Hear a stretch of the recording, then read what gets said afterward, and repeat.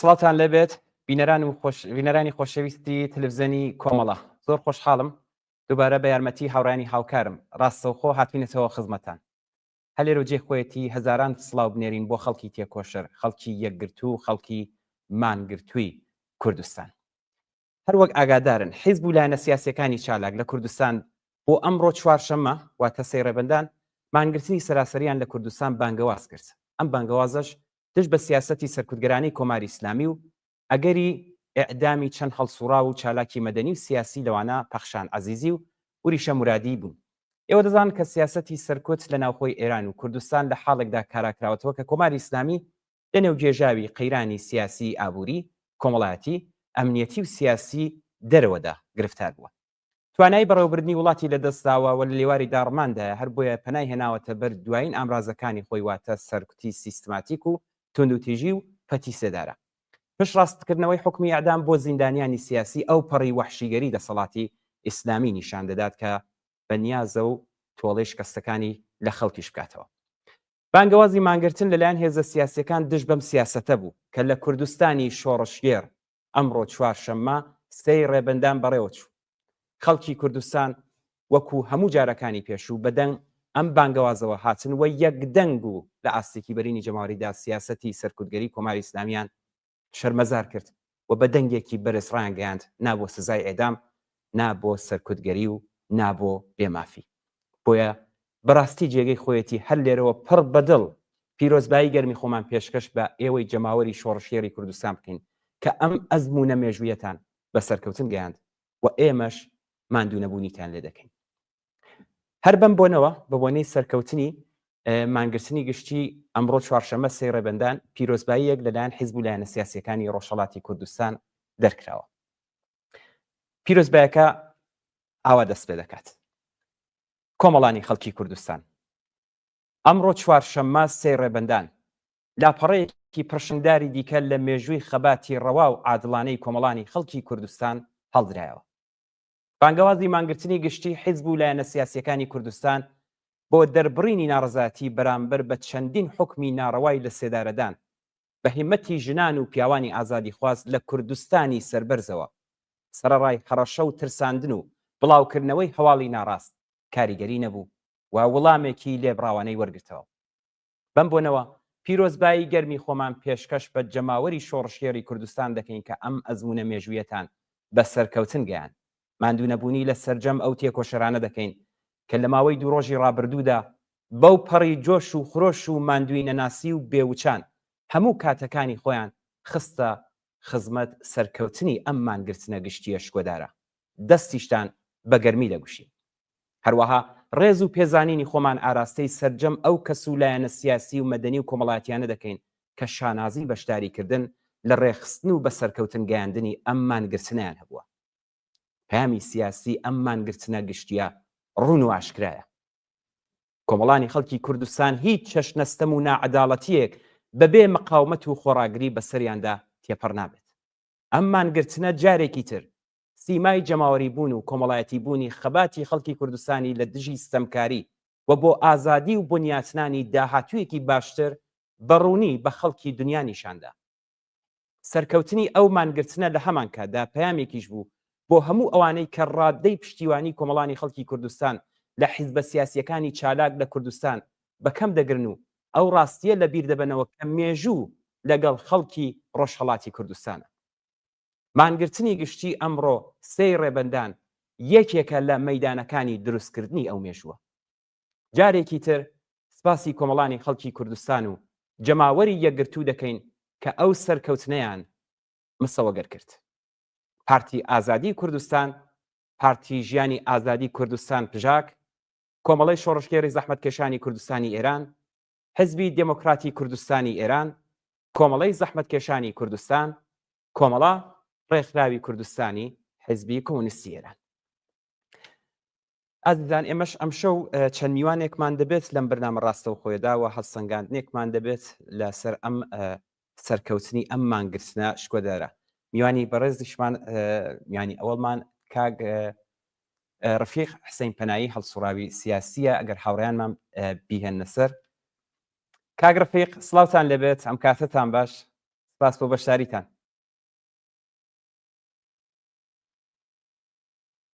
دەنگی کاگرەفیق نابیستم من.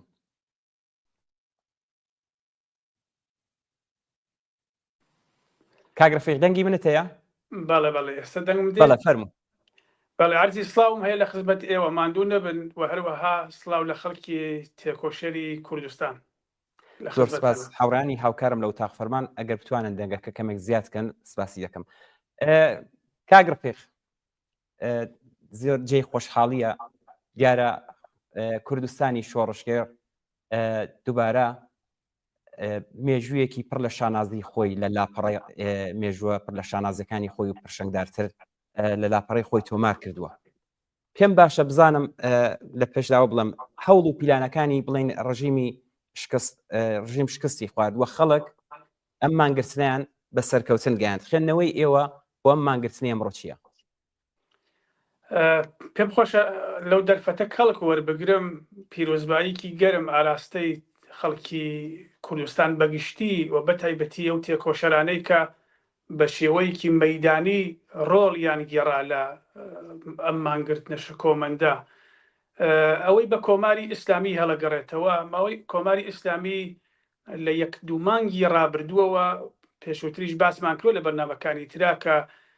حەجمێکی فشاری یەکجار زۆری بۆ سەر خەڵکی کوردستان بە تایبەتی بۆ سەر چالاکوانانی مەدەنی و سیاسی و شارۆمەندانی سبیلی کوردستان هێنا بوو. لەمان کاتیشدا حکمی سزای سێدارەی پەخشانی عەزیزیش پەسەند کرا. کۆماری ئیسلامی دەیویست لەو دەرفەتە کەڵک وەربگرێ بە خەیاڵی خاوی خۆی پێوا بوو ئیسە کوردستان تووشی ئەم کێشە جددیە بووە، خەڵکێکی یەکجار زۆر گیراوە و هەلێکی باخشە بۆ ئەوەی کە بتوانێت ئەو خانمە تێکۆشەرە لە سێدارە بدا. بە خۆشحاڵیەوە ئەوەی ئەوڕۆ ڕۆیدا ئەو مانگرتنە شکۆمەندەی کە ئەمڕۆ لە خەڵکی لە کوردستانی ڕۆژهەڵات ڕۆیدا بە بڕوای من شتێکی غەیرە ئەوە چاوەڕوان لە خەڵکی کوردستان ناکرا. خەڵکی کوردستان ڕاستە زەبروزدەنگەکە لەسەری هەبوو، ڕاستە فەعالینی مەدەنی و بە تایبەتی ڕێکخەرانێکی مەدەنی کۆمەلگای کوردستان زۆر گیرابوون، بەڵام لە ئین حاڵە ئەم مانگرتنە وەکو ئاکسیۆنێکی گەورەی مەدەنی کە ڕابردووی گیژی هەیە لە تاریخی مەبارزاتی خەڵکی کوردستانە بە بڕوای من جواب بە هەموو پرۆپاگەندە و هەموو زەخت و کوشارێکی کۆماری ئیسلامی دایەوە. چەند شەو پێش ئێستا بە تایبەتی دوێنێ شەو لە ئاخرین پەلەقاژەکانی ڕژیمە بۆ ئەوەی کە نێڵێ ئەم مانگرتنە سەر بگرێ بە بڵاوکردنەوەی شایعا و تۆمەت و گرتن و فشار و بە تایبەتی زەختێکی مەیدانی بۆ کۆمەڵێک لە بازاڕیان و کەسەبە و دوکاندارانێک کە پێشووتریش سابقەی مانگرتنیان بوو لە هەموو هەوڵێکی دژە خەڵکی بەڕاستی درێغی نەکرد. بەڵام ئەوڕۆ کە بینیمان وەکو ئەو راپۆرتانەی کە بڵاو بووەوە وەکو ئەوەی کە جارێکی تر خەڵکی کوردستان ئەوەیان سلمان کە بە هیچ شێوەیەک ئەم دەستگای سەرکوتە ناتوانێت کاریگەری ببێت لە بەرامبەر ئەم ئاکسیۆنە گشتیانە، لەبەرەوەی کە ئەمە ئاکتێکی بە بڕوای من ئاکتێکی گشتی خەڵکیە کە هیچ دەستگایەکی سەرکوت بە تایبەتی وەکو کۆماری ئیسلامی ناتوانێت لە دژی بوەستێتەوە. خۆشبەختانە وەکو وەکیڵەکانیش پەخشانیش باسیەکەن ممکنە تەسیری بۆ بێت دەڵێن حکومەکەی بە شێوەیەکی کاتی ڕاگیراوە، هەرچەند ئەوە هەواڵەکان بۆ ئەوە پێشووتر بڵاو کردەوە بۆ ئەوەی کە بەرحاڵ خەڵک بتەواسن یا خەڵک گڵسار بکەنەوە لە بانگهێشتەکە. بەڵام ئەگەر ئەوەش ببێت بە بڕوای من تەسیراتی ئەم فشارانەیە خەڵک ماوەیەکی سەرقاڵن، فشارێکی یەکجارێک گەورەگرانیان هاور کە جێنابتی لە بەرنامەکەی پێشووتە ئاماژەت پێدا کۆماری ئیسلامی لە هەموو لایەکەوە فشاری لەسەرە بە تایبەتی فشاری ئابووری دەیان گیر و گرفتی خۆی هەیە کە بۆی چارەسەر نەکراوە لە شرایەتی ئاوا با تەوەجوو بە شناختێکیش کە لە کوردستان هەیەتی تەبیعیە بە بڕوای من لە کوردستان بترسێت و پێم وایە ئەوە وەڵامێکی شاک بوو و وەڵامێکی مێژووی بوو بە تایبەتی لە کاتی ئاساوە لە هەمووی گرنگتر لە ڕوانگەی منەوە ئەوەیە بۆ جوابی ئەو پرسیارێتوە. گرنگی ئەم مانگرتنە لەوەیە کە ئەم مانگرتنە پێشوەختە بوو پێشەوەی کارەساتەکان ڕوو بدا. ئەمە زۆر گرنگ بوو و ئەمە کۆماری ئیسلامی بە تەواومانە ترساندووە. من پێم وایە کۆماری ئیسلامی ناوێرێ بە ئاسانی دەست بۆ هیچ ڕۆڵەیەکی تر لە خەڵکی کوردستان بوو. ئەمە ڕەوشی کیژە تاقی کراوە کە خۆشبەختانە سەری گرت سەرکەوتوو بوو پێم وایە بۆ داهاتوو وەکو چەکێکی گەورە لە دشکردەوەیکی پێشوەختە لە بەرامبەر کارەساتەکانە ئەتوانی کەڵکی لە وەربگرین. کاک ڕەفیق ئێمە ئەمڕۆ پێکەوە قسەمان دەکرد خۆشت ئاگاداری دیارە خودی ڕژیم ئەم پیلانی هەبوو بۆ ئەوەی کە ئەم مانگرسنە سەرکەوتوو نەبێت بەڵام ئەگەر وا قسە بکەین کە ئەمە ئەم کەسانی کە خۆیان لەگەڵ ئەم ڕژیمە پێناسە دەکەن ئەسم بڵین بە کرێگیراوانی ئەوان ڕووی قسە لەوان چییە زۆربیان خۆشیان نەزانن کۆماری ئیسلامی لە ڕوخاندایە لانی زۆر نزیکە لە لێواری مەرگە ڕووی قسە لەم دەستەی کە خۆیان بە نزیک و هاوکاری ڕژیمە زانن چییە؟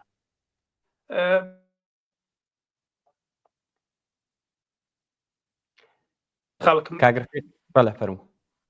دەنگەکە بخەت بوو کە بە بڕوای من کەمایەتێکی زۆر کەمی خەڵکی کوردستان لەگەڵ ڕژیمە ماون بەشێکیژی ترس و بەرحاڵ شتی هۆکاری تر هەیە کە ماون دەناک من پێم وایە تەنانەت ئەوانەی کە چاوساغی ڕژیم بوون لە ساڵانی ڕابردووە چەک بەدەستی ئەو ڕژیمە بوون پێم وایە ماهیەت و خصلەتی جەنایەتکارانەی کۆماری ئیسلامیانە بۆ دەرکەوتووە حەق وایە چاو لە ئەو ئاکسیونە گەورە و لەو خەباتە گەورە جەماوەری خەڵکی کوردستان بکەن بە بڕوای من ئەو خەباتەی کە ئەو ڕۆ خەڵکی کوردستانێکن تازە بەشێک لە خەباتی خەڵکی ئێرانی ژاخص سەرشانی خۆیان ئەمە زۆر زۆر گرینگە بە بڕوای من دەبێت بیزانین بەڵام ئەوانەی کە بەکرێگیراون و ئەوانەی کە ئالە دەستی کۆماری ئیسلامی بوون ئیتر مەجالێک نەماوە بۆ ئەوەی یعنی هیچ تەوجیهێک نەماوە بۆ ئەوەی کە ئەمان لەگەڵ ئەم ڕژیم بمێننەوە حەقیقەتیژی ئەوەیە کە نامێنن یەواش یەواش ئاسەوارەکانی دەبینین لە کۆمەلگا کە خەریکن خۆیان هاوڕەنگە لەگەڵ کۆمەلگا و خەریکن دەتەواستنەوە لە کۆماری ئیسلامی و دێنە بەرەی گەلەوە بە بڕوای من کە ئەمە کارێکی زۆر زۆر شیاوە ئەوەی ماوەتەوە بە دەست کۆماری ئیسلامیەوە دام و دەستگاهای ئەمنیەتی ئیدئۆلۆژیکن کە ئەوانە لە دەرەوەی کوردستان هێنراون پێم دەنا ئەو جێگای بە کوردەکە مەربوتە کوردە چەکدارەکەیان ئەوەی ئیسلاحان پێمان بەکری گیراوەکانی خۆیان من عەقیدەم وایە کە چەکی ئەوانیش داکەوتووە لە بەرامبەر ئەم حەشیمەتە عەزیمە خەباتە دوای شۆڕشی ژینا نیشانی داکە ئیتر ئەو شەپۆلەی کە خەباتی خەڵکی کوردستان لە ڕۆژهەڵات دەستیان پێکرد هەموو بە بڕوای من هەمووی لێڵایک وەکو ئاوێکی ڕۆشن هەموو لێڵایەکی شۆردەوە و هیچ کەسێک لەو نەوە کە بەرحەڵ دژی خەڵکەکە ئەوێساوە بە بڕوای من ناتوانێت بێسێتەوە ئەو ڕۆژ ئەیبینین خەریکن ئەوانەیش تەنانەت هەمسوویەکەن لە تۆڕە کۆمەڵایەتیەکانە یاکە لە زۆر بە ئاشکرا خەریکن دێنە بەرەیگەلەوە خۆیان ئیبلاغ یەکەن من پێم وایە جایەگایەکی زۆر کەم ماوەتەوە بە شانازیەوە گەلی کورد لە ڕۆژهەڵات ئەوڕۆ یەکگرتووە گەلی کورد بە تەواو مەعنا مەشروعیەتی کۆماری ئیسلامی دیارە بە لەحازی مێژوویەوە هەر 45 ساڵیژە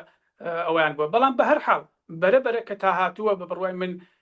کۆماری ئیسلامی هیچ جێگە و پێگەی غەیرە چەکەکەی دەستی و چەکدارەکانی خۆی نەبێت هیچ مەشروعیەت و هیچ پێگەیەکی کۆمەڵایەتی لە کوردستانە بە هیچ شێوەیەک نەماوە. وەکو دوایین پرسیار کاک ڕەفیق پێما دۆ شێوەی شەرە و پرسیارم لێ کردی چون زۆر گرینگە دەور و نەخشی میدیاکان تایبەتەن میدیا حیزبیەکان سەر بە خۆکانیشی پێ زیادکەین پێتان وایە بەپێی ئەو جۆری کە پێویست بوو کارکرا بۆ ئەم بانگەوازە؟ بەڵێ کار کرا بە بڕوای من دیارە من بەش بە حاڵی خۆم ڕازی نیم لەبەر ئەوەی کە دەڵم ئەوە لە تەوەقوعی منی نەوعیانە من پێم وایە بۆ جاری داهاتوو تۆڕە کۆمەڵایەتیەکان و میدیا بە تایبەتی کە ئێستا ڕۆڵێکی گرنگی هەیە و بە تایبەتی تۆڕە کۆمەڵایەتیەکان کە هەر کەسێک و مۆبایلەکەی بەدەستەوەیە بە بڕوای من دەبێت ئێمە ئەم چەکە زۆر بەهێز بکەین و ئەم چەکەیش یەکگرتوو بکەین هەرەوە نیە بەهێزیکەین دەبی یەکگرتوویکەین و هاوگفتمانی بکەین ئەمە بە بڕوای من زۆر گرینگە بەڵام ئەو جێگای بە مانگرتنەکە مەربوتە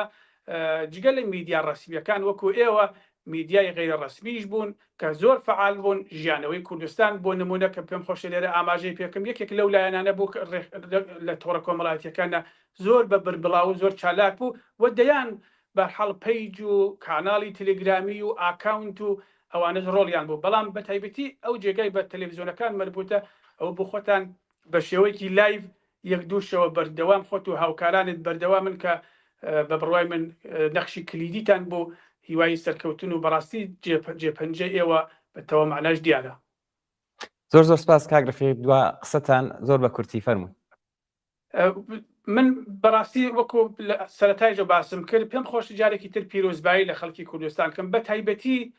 ئەوەشم هەر بەڕاستی بەدڵ پێم خۆشە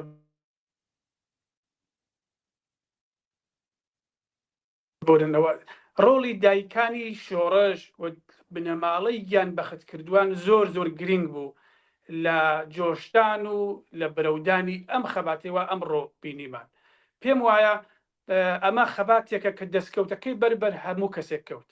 هەموو حزبەکان، هەموو چالاکوانان، هەموو کەسێک بێلایەن. بە بڕوای من ئەمە ئاکسیۆنێک بوو کە لە ڕابردوویدا کرابوو، بەڵام بەم شکڵە بە بڕوای من کەمویە نەبوو. بۆیە پیرۆزبایی لە هەموو کەسێکەکەین، لە هەموو حزبەکان، لە هەموو ڕێکخراوەکان، لە هەموو تاکێکی سربەخۆ و بە تایبەتی لە خەڵکی مەیدانی کە بەداخەوە زەخت و زۆرێکی زۆری ژیان هێناوە سەریان بە پڵۆمکردن و بەگرتن و بەوانە. بەڵام من پێم وایە خەڵکی تێکۆشەری کوردستان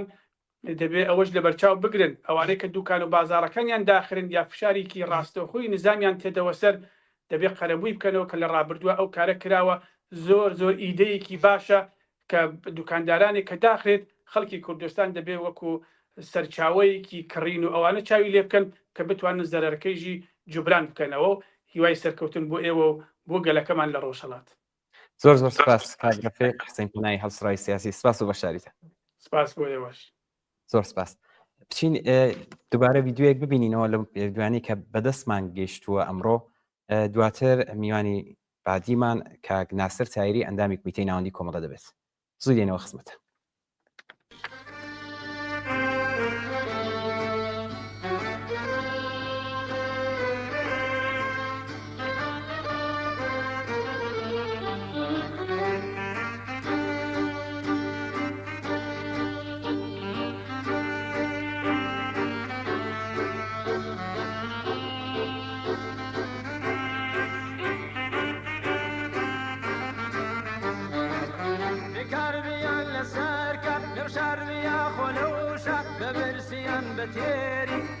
بتيري ببرسيان بتيري بيرنتي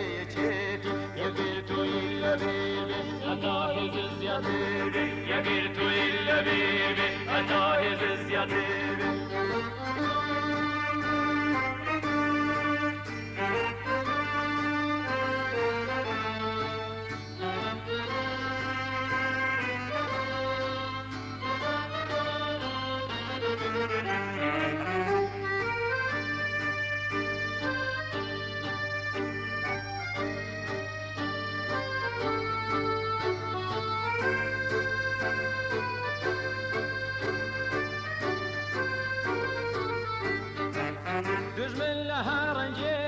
وتفرق الدكوشة سنتا إما بلاوبي أو داتواني سروار بي سنتا إما بلاوبي أو داتواني سروار بي يا قلتو إلا بيبي أتاهز الزيادر بي يا قلتو إلا بيبي أتاهز الزيادر بي.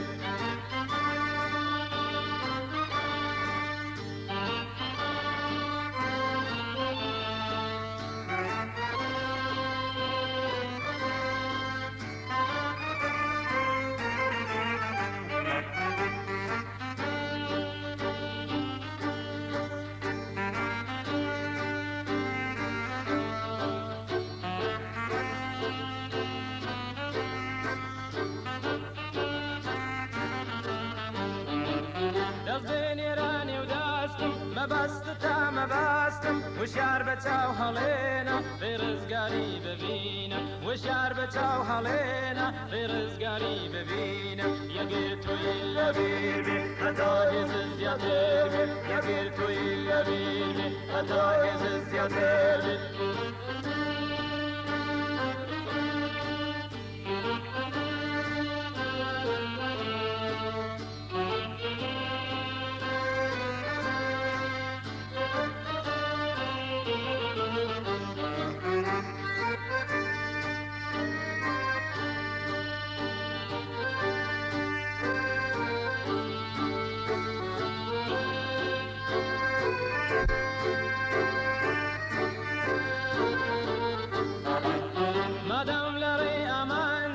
تۆش و تۆش محتاجی لەشکێرێک بین زۆر گەورە ژێر و ژوورکەینەم دەورە لەشکێرێک بین زۆر گەورە ژێر و ژوورکەینەم دەورە ئەگەر تۆی لەبێ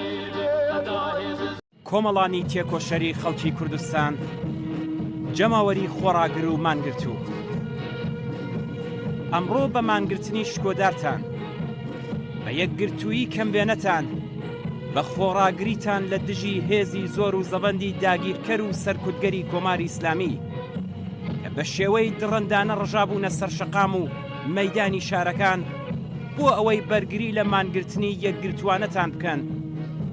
دەرسێکی شیاوتان پێدان و لاپەڕەیەکی زێڕینی دیکەتان بە مێژووی پڕ لە خەبات و خۆڕاگری 45 ساڵەی خەڵکی کوردستان زیاد کرد ئەم سەرکەوتنە مەزن و پڕ لە غرورەتان لێ پیرۆز بێت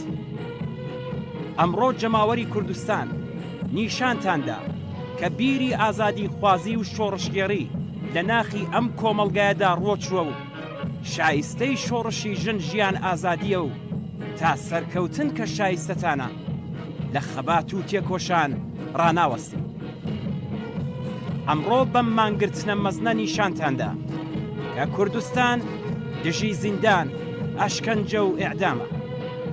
نیشانتاندا کە کوردستانی بێ کۆماری ئیسلامی کوردستانێکی ئازاد و سربەست دەبێت و بۆ هەمیشە بڕیاری دژە مرۆڤانەی ئیعدام بە گۆڕ دەسپێردرێت نیشانتاندا کە کوردستان تینووی ئازادی و سربەستیە نیشانتاندا کە کۆماری ئیسلامی لە کوردستان داگیرکەرە و سەرکوتگەرە و جێگە و پێگەی لە کوردستانی شۆڕشگێڕدانیە مانگرتنی یەکگرتوانەی ئەمڕۆمان کە بە بانگەوازی کۆمەڵە و لایەنە سیاسیەکانی دیکە بەڕێوە چوو دەرسێکی گەورەی خەباتی هاوبەشمان دژ بە کۆماری ئیسلامی فێرکردین و سەنگەرێکی تازەی لە سەنگەری بەرەنگاری یەکگرتوانە فەتح کرد ئەم سەرکەوتنە مەزنە لە هەموو ئەو تێکۆشەرانەی کە شەو ڕۆژیان لەسەر یەکدانا و ماندوو نەناسانە ڕێگای سەرکەوتنیان خۆش کرد پیرۆز بێت مانگرتنی سەرکەوتنی ئەمڕۆمان لە هەموو مانگرتوانی ماندوو نەناس کە دووکان و بازار و ناوەندەکانی کار و خوێندنیان داخست پیرۆز بێت ئەم مانگرتنە سەربەرزانەیە لە بنەماڵەی ئازیز و خۆشەویستی شۆڕشی ژینا و هەموو گیانبەخکردوانی ڕێبازی ئازادی و سۆسیالیزم پیرۆز بێت جارێکی دیکە بە دەنگی بەرز و دلێ ڕای دەگەێنین نا بۆ ئیعدام بەڵێ بۆ ژیان و ئازادی ئازادی بۆ پەخشان عەزیزی و وریشە مرادی و هەموو زیندانیانی لەژێر تیغی ئیعدام و زیندانیانی سیاسی سڵاو بۆ خەڵکی تێکۆشە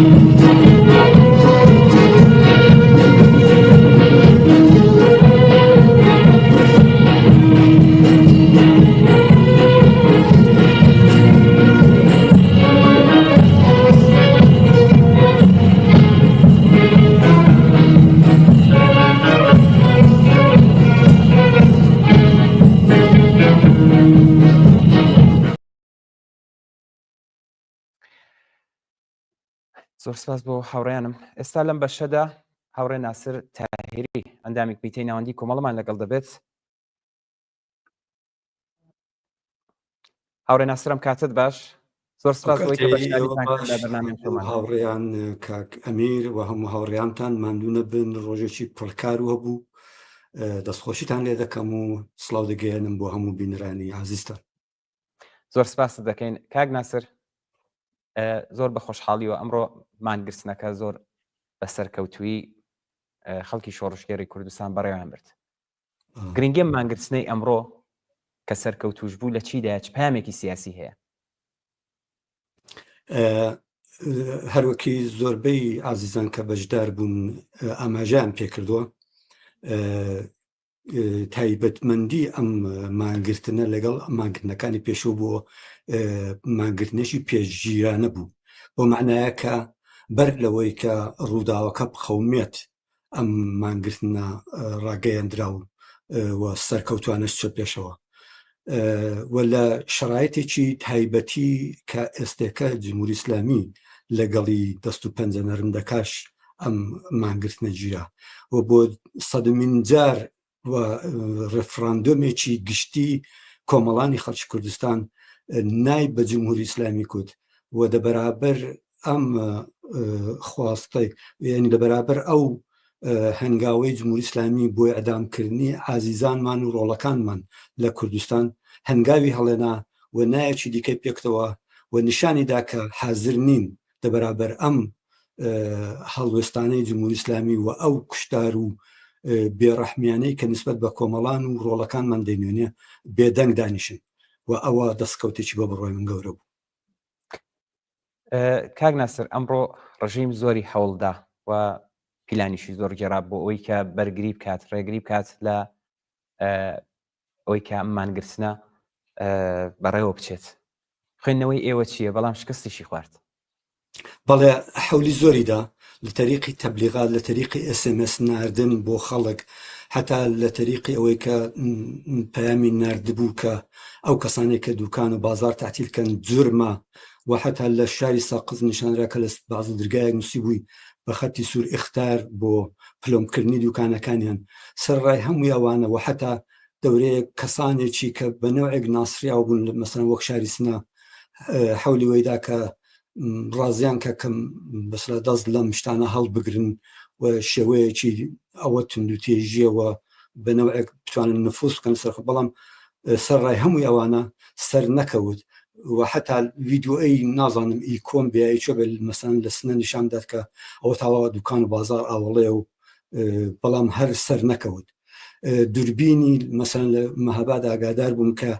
ماشێنی ڕەشی بە دوربینی کە دەسوڕێ بە دەوری خۆیدا لە شەقامە ئەسڵەکانی شاری مەهاباد دای نابوو کە فیلم بەرداری دەکرد کە دوکانەکان چۆکراوەتەوە چۆن نەکراوەتەوە کە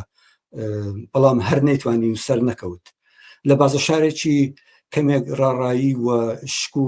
ئەوانەی خستە نێو خەڵکەوە فەرزەن چەند دوکاندار و بازار هاتبوون دیتوان دوسێ دوکاناوەڵێ ئەوانش ترسان لاوەڵی مەسان بەیانی سەعات دەوانە بەڵام دوایی هەموو پێوەست بوون بە و داخستنە و لە زۆربەی شارەکانی کوردستان زۆر سەرکەوتوانە و بگرە بەر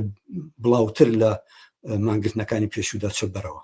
و ڕژیم نێتوانی سەرکەوێت و دیسان سەر شۆڕانە و بۆی هاتە بۆی سەر نەکەوت.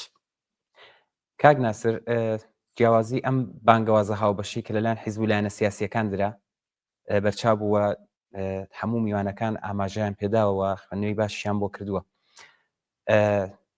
تایبەتمەندیشی بوو خەکە بەڕێستان باستان لە تایبەتمەندیەکەی ئەم مانگرتنەش کرد. دوای ئەم سەرکەوتنە بڵین سیاست و کاری گونجاو چ بۆ حیزبەکان و چ بۆ کۆمەلگای کوردستان بەڕایەوە چییە؟ بەڵێ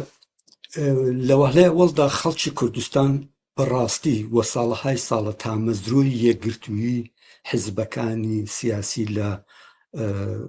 سەحەی کوردستاندا یعنی ساڵهایە ئەو داواکارانەوە ئەو وەحدەتخوازی ئەو یەکبوونە نەک دەبێت کە گوایان مەسەن ئەو حیزبانە دەبێ هەموو ئیدە و فکر و عەقڵیەت و بۆچوونیان یەک بێ بەڵکو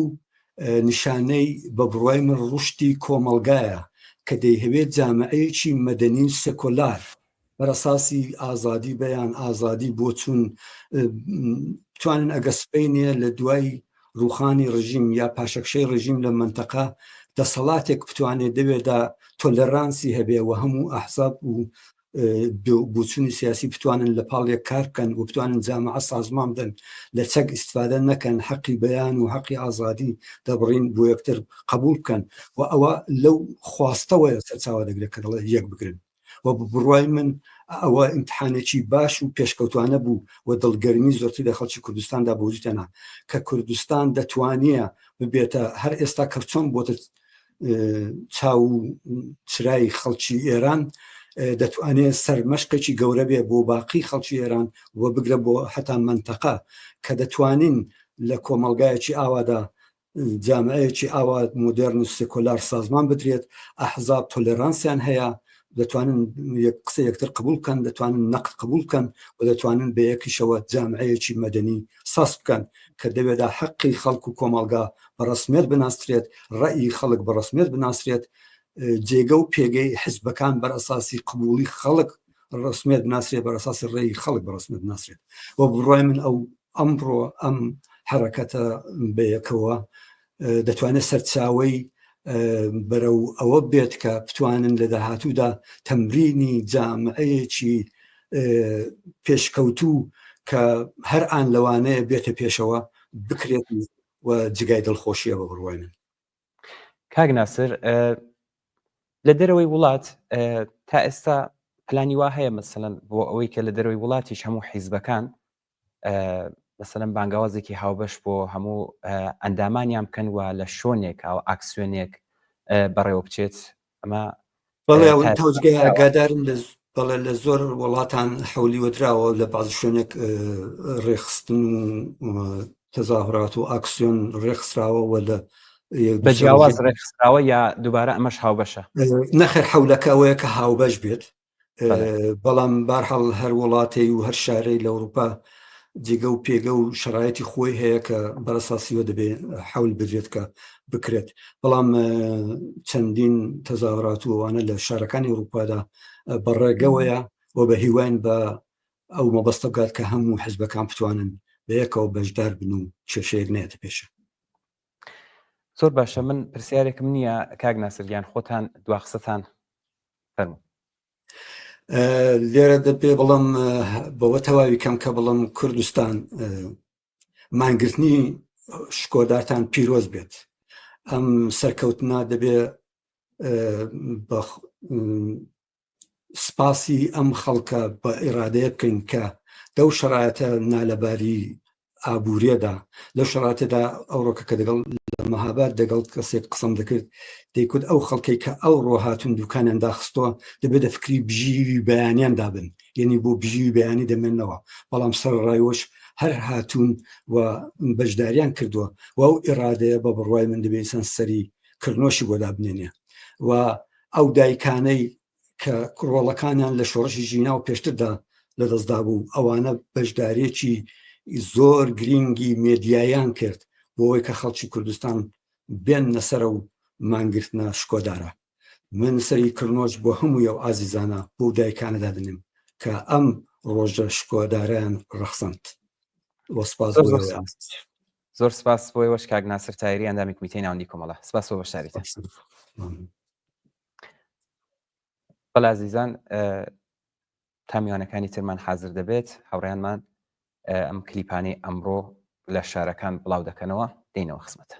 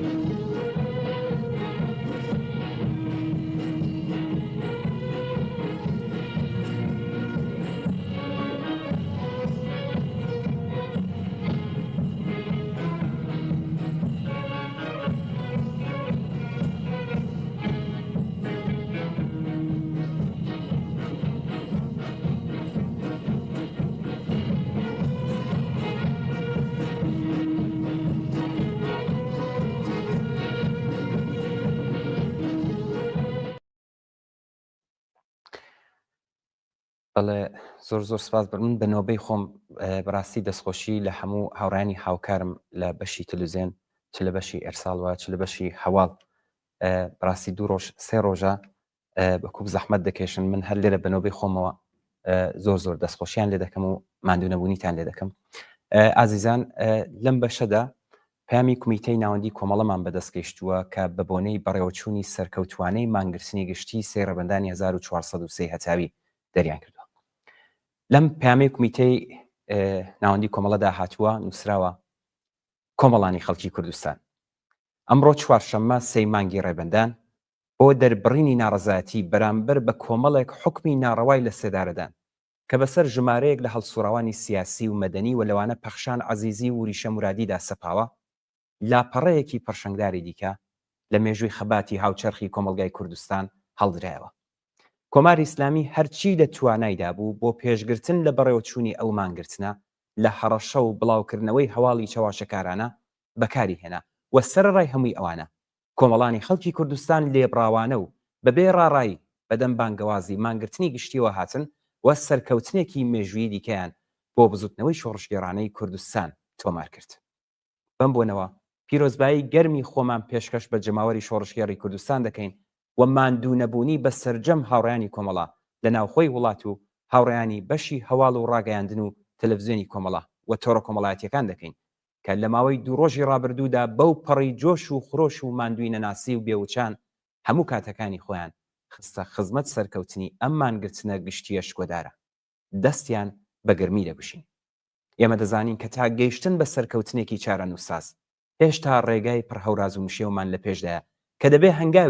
هەنگاو بە هەنگاو و بە پش و درێژی هەموو هێز و توانای خۆمان بخەینە گەڕ بۆ تێپەڕاندنی ئەو مەودایە.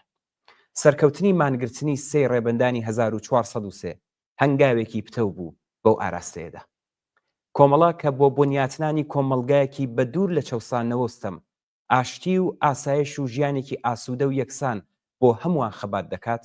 هەوڵ دەدا ئەو ئامانجە بە کەمترین ئێش و ئازار وەدیبێنێت. هەر بۆیە بەردەوام لەسەر ئەو تاکتیک و ڕێکارانە پێداگری دەکات کە هێزی لە بن نەهاتووی جەماوەر دەخاتە کار. مانگرتنی سیاسی گشتی یەکێکە لەو ڕێکارانە و بۆتە نەریتێکی جێکەوتوو لە کۆمەلگای کوردستاندا. مانگرتنی گشتی کاریگەربوونی خۆی لە بەرامبەر کۆماری ئیسلامیدا بۆ ئیفلیچکردنی هێزی سەرکوتگەر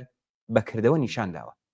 جەماوەری خەڵکی کوردستان بە گرتنەبەری ئەم شێوازە لە خەباتی مەدەنی تا ئێستا چەندین جار دژمنیان بەرامبەر بە ئیرادەی یەکگرتوانەی خۆیان بە شۆکدا هێناوە. مانگرتنی گشتی ئەمڕۆ 3 مانگی ڕێبەندان ئەو ئەزموونەی دەوڵەمەندتر کرد بە تایبەت کە ئاکامی کۆدەنگیەکی هیوا بەخش بوو. بەژی ئازادی بەژی سۆسیالیسم سەرکەوتوو بێ بزوتنەوەی شۆڕشگێڕانەی کوردستان. کومیتەی ناوەندی کۆمەڵا ڕێکخراوی کوردستانی حیزبی کۆمونیستی ئێران 3 ڕێبەندانی 1403 هەتاوی بەرابەر لەگەڵ 22 ژانویەی 2025 زاینی. ئێمە ئەمڕۆ زۆرمان داوا لێکراوە کە ئەم ڤیددیویانە ڕاستی جێگەی خۆیەتی دووبارە دەستخۆشی لە هەموو ئەو کەسانە بکەین کە ئەمڕۆ یارمەتی دەرمان بوون و دیارە زۆر فشاریشان لەسەر بوو لە ناو شارەکان زەحمەتیان کێشاوە بیدویان بۆ گرتوین و وێنیان بۆ گرتوینی و بۆیان نردوین لێرەوە دووبارە دەستخۆشیان لێ دەکەین وا جێگەی خۆیەتی و دووبارە ئەم فیلمانە بڵاو بێتەوە دەچین یددیوەکان دەبینین دواتر دێینەوە خزمەتە.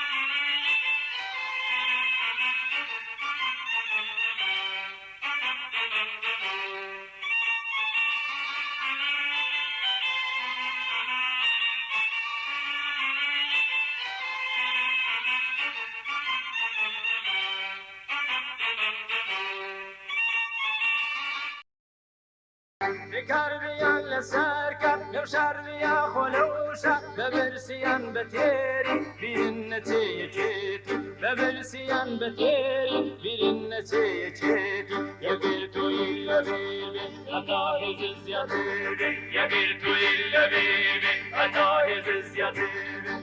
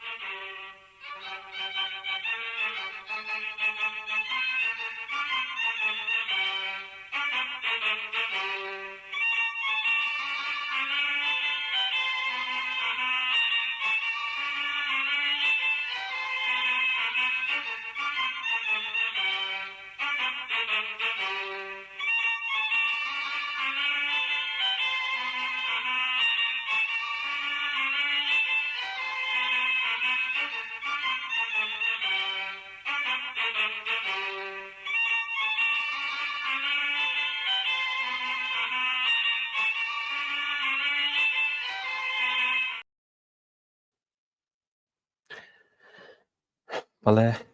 سپاس بۆ هاوڕانی هاوکارم. ئاگاداریان کردوم کە لەم بەشەدا یوانێکی ترمان دەبێت بۆ بەرنامەکەمان بەڕێز خاتوو شیوا مەحبوبی وتەبێژی کمیتەی بەرگری بۆ ئازادی زیندانیانی سیاسی. خاتوو شیوام کاتت باش، زۆر زۆر سپاس بۆی کە بەشداریتان لەم بەرنامەیەدا کرد. من ئیسلامەکەم لە ئێوە و لە بینەرانتان و بەڕاستی لە خەڵکی شجاعی کوردستان. زۆر سپاس بەخێر بێت. با بێنە سەر ئەم مانگرتنەی ئەمڕۆ کە جێگەی دەستخۆشیە بۆ هەموو کۆمەڵانی خەڵکی ڕۆژهەڵاتی کوردستان. ئەم مانگرتنە کاوە سەرکەوتوانە بوو، پامێکی سیاسی تایە بەڕای ئێوە؟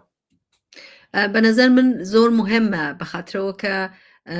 کوردستان بارێکی تر نیشانیدا کە واقعا نمایەندەی ئەترازی لە سەطحی کولی ئێرانایە و عەلا ڕەغمی تەواوی تهدید و دەستگیریەکان کە خۆمان نەزانین زۆرترین فشاریان هاوردە و مەخسوسەن لە توولی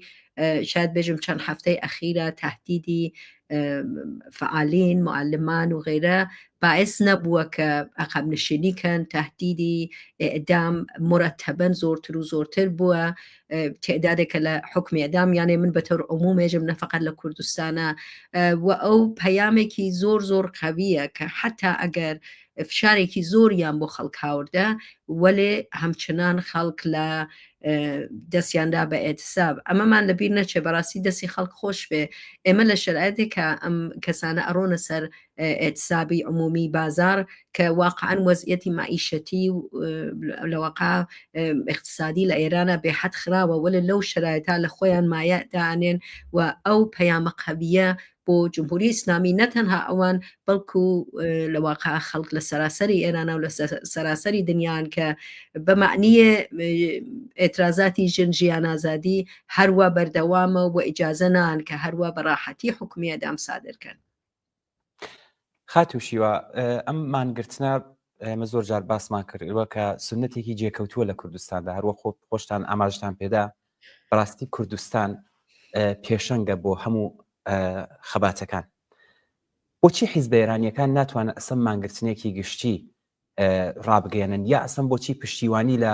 خودی کوردستان ناکەن بۆ بانگەوازێکی ئاوە؟ بەڵێ بەڕاستی جێگەی تەئەسوفە توانم بێژم دروستێژن ئائیسە ئێمە لە کوردستانە خۆتان نزانن ئێمە هەمیشە ئەو سنەتە بووە کە ئێتساب کریا، ئێترازاتێک وەسێ کریا، وەلێ ئەو شاید بێژم حمایەتە لە سایری بەخشای ئێران و نەگیریە و ئەمە جێگەی تەئەسوفە، چونکە لە یەک نەزەرەوە جمهوری ئیسلامی ئەوە نابینێ کە ئەمە ئێترازێکی یەک پارچەیە. من مطمئنم میلیۆنها نەفەر لە سەراسەری ئێرانە زۆر پشتیوانیەکەن، دیمان چۆن کلیپی ئەم ئێتسابانەیان پەخشەوە کرد، وەلێ زۆر فەرقەکە تا ئەوەی کە هەمزەمان لە شارەکانی تریشە ئێتساب بێ. ئەوەمان لەبیر نەچێت کە خەڵکی کوردستان فقط بۆ وریشەی مرادی و پەخشانی مرادی دەستیان نەدا بە ئێتساب، بەڵکو عەلەیهی تەواوی ئێعدامەکانە. بۆ بۆنە ئەمە زۆر جێگەی ئەوە بوو. خب من پێم وایە ئەسەن بە تۆری کولی لە کوردستانە سنەتی ئەحزابی سیاسی متەفاوتە. هەمیشە ئەحزابی سیاسی زۆر بەرەسمیە شناختە شدەترن، کلن جێگەیان زۆرترە، معنایەکی مشخصیان هەیە. ئەسەن سنەتی مبارزاتی لە کوردستانە زۆر جیاوازە، زۆر بەیەکۆن، ینی وەختێک ئێترازێ بێ شارەکانی تریش پەیوەستەون و من پێم وایە ئەوە زۆر تەبیعیە وەختێکە بەخشێکی جغرافیایی لەو کشوەرە موردی حملە بێ مرەتەبەن ئەو خەڵکە فێرەون چۆن لە یەکترین حمایەتکەن. وەلێ یەک دەرسی گەورە ئێمە لە شروعی انقلابی ژن ئازادی و گرتمان ئەوە بوو کە خەڵک لە سەراسەری ئێران و لە یەک حمایەتیانە کرد و بەنظر من جێگەی ئەوەیە کە بە هەر شکلی ممکن ئەو حمایەتە بێ. ئێمە دیمان چۆن زندانیانی سیاسی ژنی زندانی ئەوین اتفاقاً ئێلامیان کرد هەمزەمان لەگەڵ ئێتسابی خەڵکی کوردستانە دەستیاندا بە ئێتساب غەزا، وەلێکن هەروە کێژن دیارەوە وەختێکی زۆر گەرەکە کە بیبینن و بە تۆری عموم بەشێکیشی ئەوەیە کە ئەحزابێکی شاید سیاسیتر نییە لە بەخشای مختلفی ئێرانە ئەوە نفوزی بێ یەکێک و دووەمەن بالاخرە سیاستێکە جمهوری ئیسلامیش هەیەی سیاستێکە جمهوری ئیسلامی هەیەی کە گەرەکی جیاواز کاتۆ ناوی بەخشێ لە ئێران بنێت تەجزیە تەڵاب ناوی بەخشێتر بە جۆرەتردانێ وەێ بە تۆر عموم ئەوەی کە ئێژم بالاخرە سنەتی مبارزاتی لە کوردستانە دەهەهایە شاید بێگم حتا ئەمە هەڵەگەڕێتەوە زۆر بەر لە جمهوری ئیسلامیش کە ئێترازە ئەو ڕۆحی ئێترازە هەمیشە وجودی بووە. خاتوشیوە دیارە ئەم بانگەوازە کە لەلایەن حیزب و لایەنە سیاسەکانی ڕۆژهەڵاتی کوردستان دەرکرا جیاوازیەکی بوو ئەویش ئەوە بوو کە پێش بەکردەوەی ئەم ڕووداوە بانگەوازەکەیان دەرکرد بۆ زۆر یەک لە یەکان و لە ناوەندەکانیش هاتنە پێش ئەم بانگەوازە بەڵام زۆر جار کوردستان بوانە تەنها دەمێنێتەوە. بەڕای ئێوە ئەم مانگرتنەی ئەمڕۆ تایبەتمەندیەکانی چی بوون و دەرسەکانی دەبێت چی بن دەرسەکانی چی بەڕایەوە؟ من پێم وایە لە دەرەجێ ئەوەڵا هەروەکەوە ئیشارەتان کرد زۆر مهمە کە ئێمە نەوێ ساین تا ئەدامە سوورەت بکرێت دوایەوە ئەتسابێت چون لە ماوەردی ترا وەک زانیار و لقمان یا زۆر ماوەردی ترا بووە ئێمە شتەمان بوو کە دوایەوە ئەتساب بوو خۆ بالاخرە تەلاشی زۆر بووکەم ئەمە ئەتسابە بەل لەم شتانە بێت کە بتوانێت چون هەدەف فەسەن لە ئەتساب ئێترازە دیارە ئێترازێ دوای ئەدامەکان زۆر کەم تەسیرترە لەوەی کە ئێوە بەل لە ئەدامەکان بیکەن ئێوە وەختێکە جمهوری ئیسلامی حکمی ئەدام سادرەکە ئەبینێ یعنی بەڕاستی ئەیسەنجێ یعنی وەزعیەت چۆنە چەنێ ئێتراز وجودی هەیە ئەگە ئێترازەکان زۆر بێ ئەقەم نشینیەکە من یەک شتیش پێشم ئەمە بەو معنیە نیە ئەحکامی ئەدام لاغ بکاتەوە ئێمە بیستمان کە لەواقع ئەو تەجدید نەزەری بێسڵاح حکومەکەی پەخشان قبول کرا ولی ئەبێ زۆر باش ئاگادار بین کە ئەمە بەو معنیە نییە کە لاغ بۆ کریاتەوە دوایویشە یەک بەخشێکیەوەیە کە هەمیشە ئێتراز ئەبێ مرتبەن سوورەتگرێ جمهوری ئیسلامی مرتبەن خەریکە حکمی ئەدام سادرەکە بەسەشێ ئەو ئێترازێشە مرتب بێت و مستەمەر بێت یەکێک ئەوەیە و دووەمەنیش من پێم وایە مەسەلەن ئەکرا فەرسکە دانشجویان معلمان بازنشستگان بە شکلهایەکی تر حمایەتیان کردە ئێمە لەسەر ئەتسابی بازارەکەن ولی ئەمە تەنها ئەتساب نییە زۆر جار ئێمە شاهدی ئەوە بین هەمزەمان زندانی ئەڤین بە نظر من پێشخەدەمە ئەوان ئەو ڕۆژە دەستیان بە ئەتساب غەزادانە تێدارێکی زۆر لە فعالینی مەدەنی ئەیانتوانی دەست بە ئەتساب بن بازنشستگان و معلمان ئەیانتوانی هەمزەمان لەو ڕۆژە تەجەمعکەن و یا دانشجویان هەروە بەو شکلە خانەوادەهای دادخا ئەیانتوانی ئەو کارەکەن یعنی من منزورمەیە کە فقط ئێتسابی بازار نییە ڕۆژێکە ئێتسابی بازارە ئەتوانێ بە ئەشکالی مختلف ئەو ئێترازە لە جێگەهای مختلف سوورەت بگرێت هەروواکە بە جوانی ژنانی زندانی ئەڤین ئەو کارەیان کرد دەستیان دا بە ئێتساب غەزا ئەزانم هەمزەمان لە خارج لە ئێرانیشە ئێترازاتێکی زۆر هەیە ولی مهمە وەختێکە ئێلامە کریە ئەو ڕۆژە ئێمە دیمان چەنێ تهدید کریاون ئەو دوکاندارانە ئەلارەغمیەوە دەستیان بە ئێتسابدا مهمە کە شاید بێ زووتر ئیسە ناکرێ لێرا زۆر قسەی لەکریە لە جزئیاتە ولی ئەبێ هەماهەنگیەکی زۆرتر بێ لە سەطحی ئێرانە کە بتوانێ بەرزتر بێ ئەو دەنگە چون جمهوری ئیسلامی ئەبێ خۆی لە مقابل کولی خەڵکی ئێرانە ببینێ نەفەقەت خەڵکی کوردستان. زۆر باشە من یەک پرسیاری تریشم هەیە خاتوشیوە لاوان و بە تایبەتەن ژنان کۆڵەکەی بزوتنەوەی ژینا و کوردستانن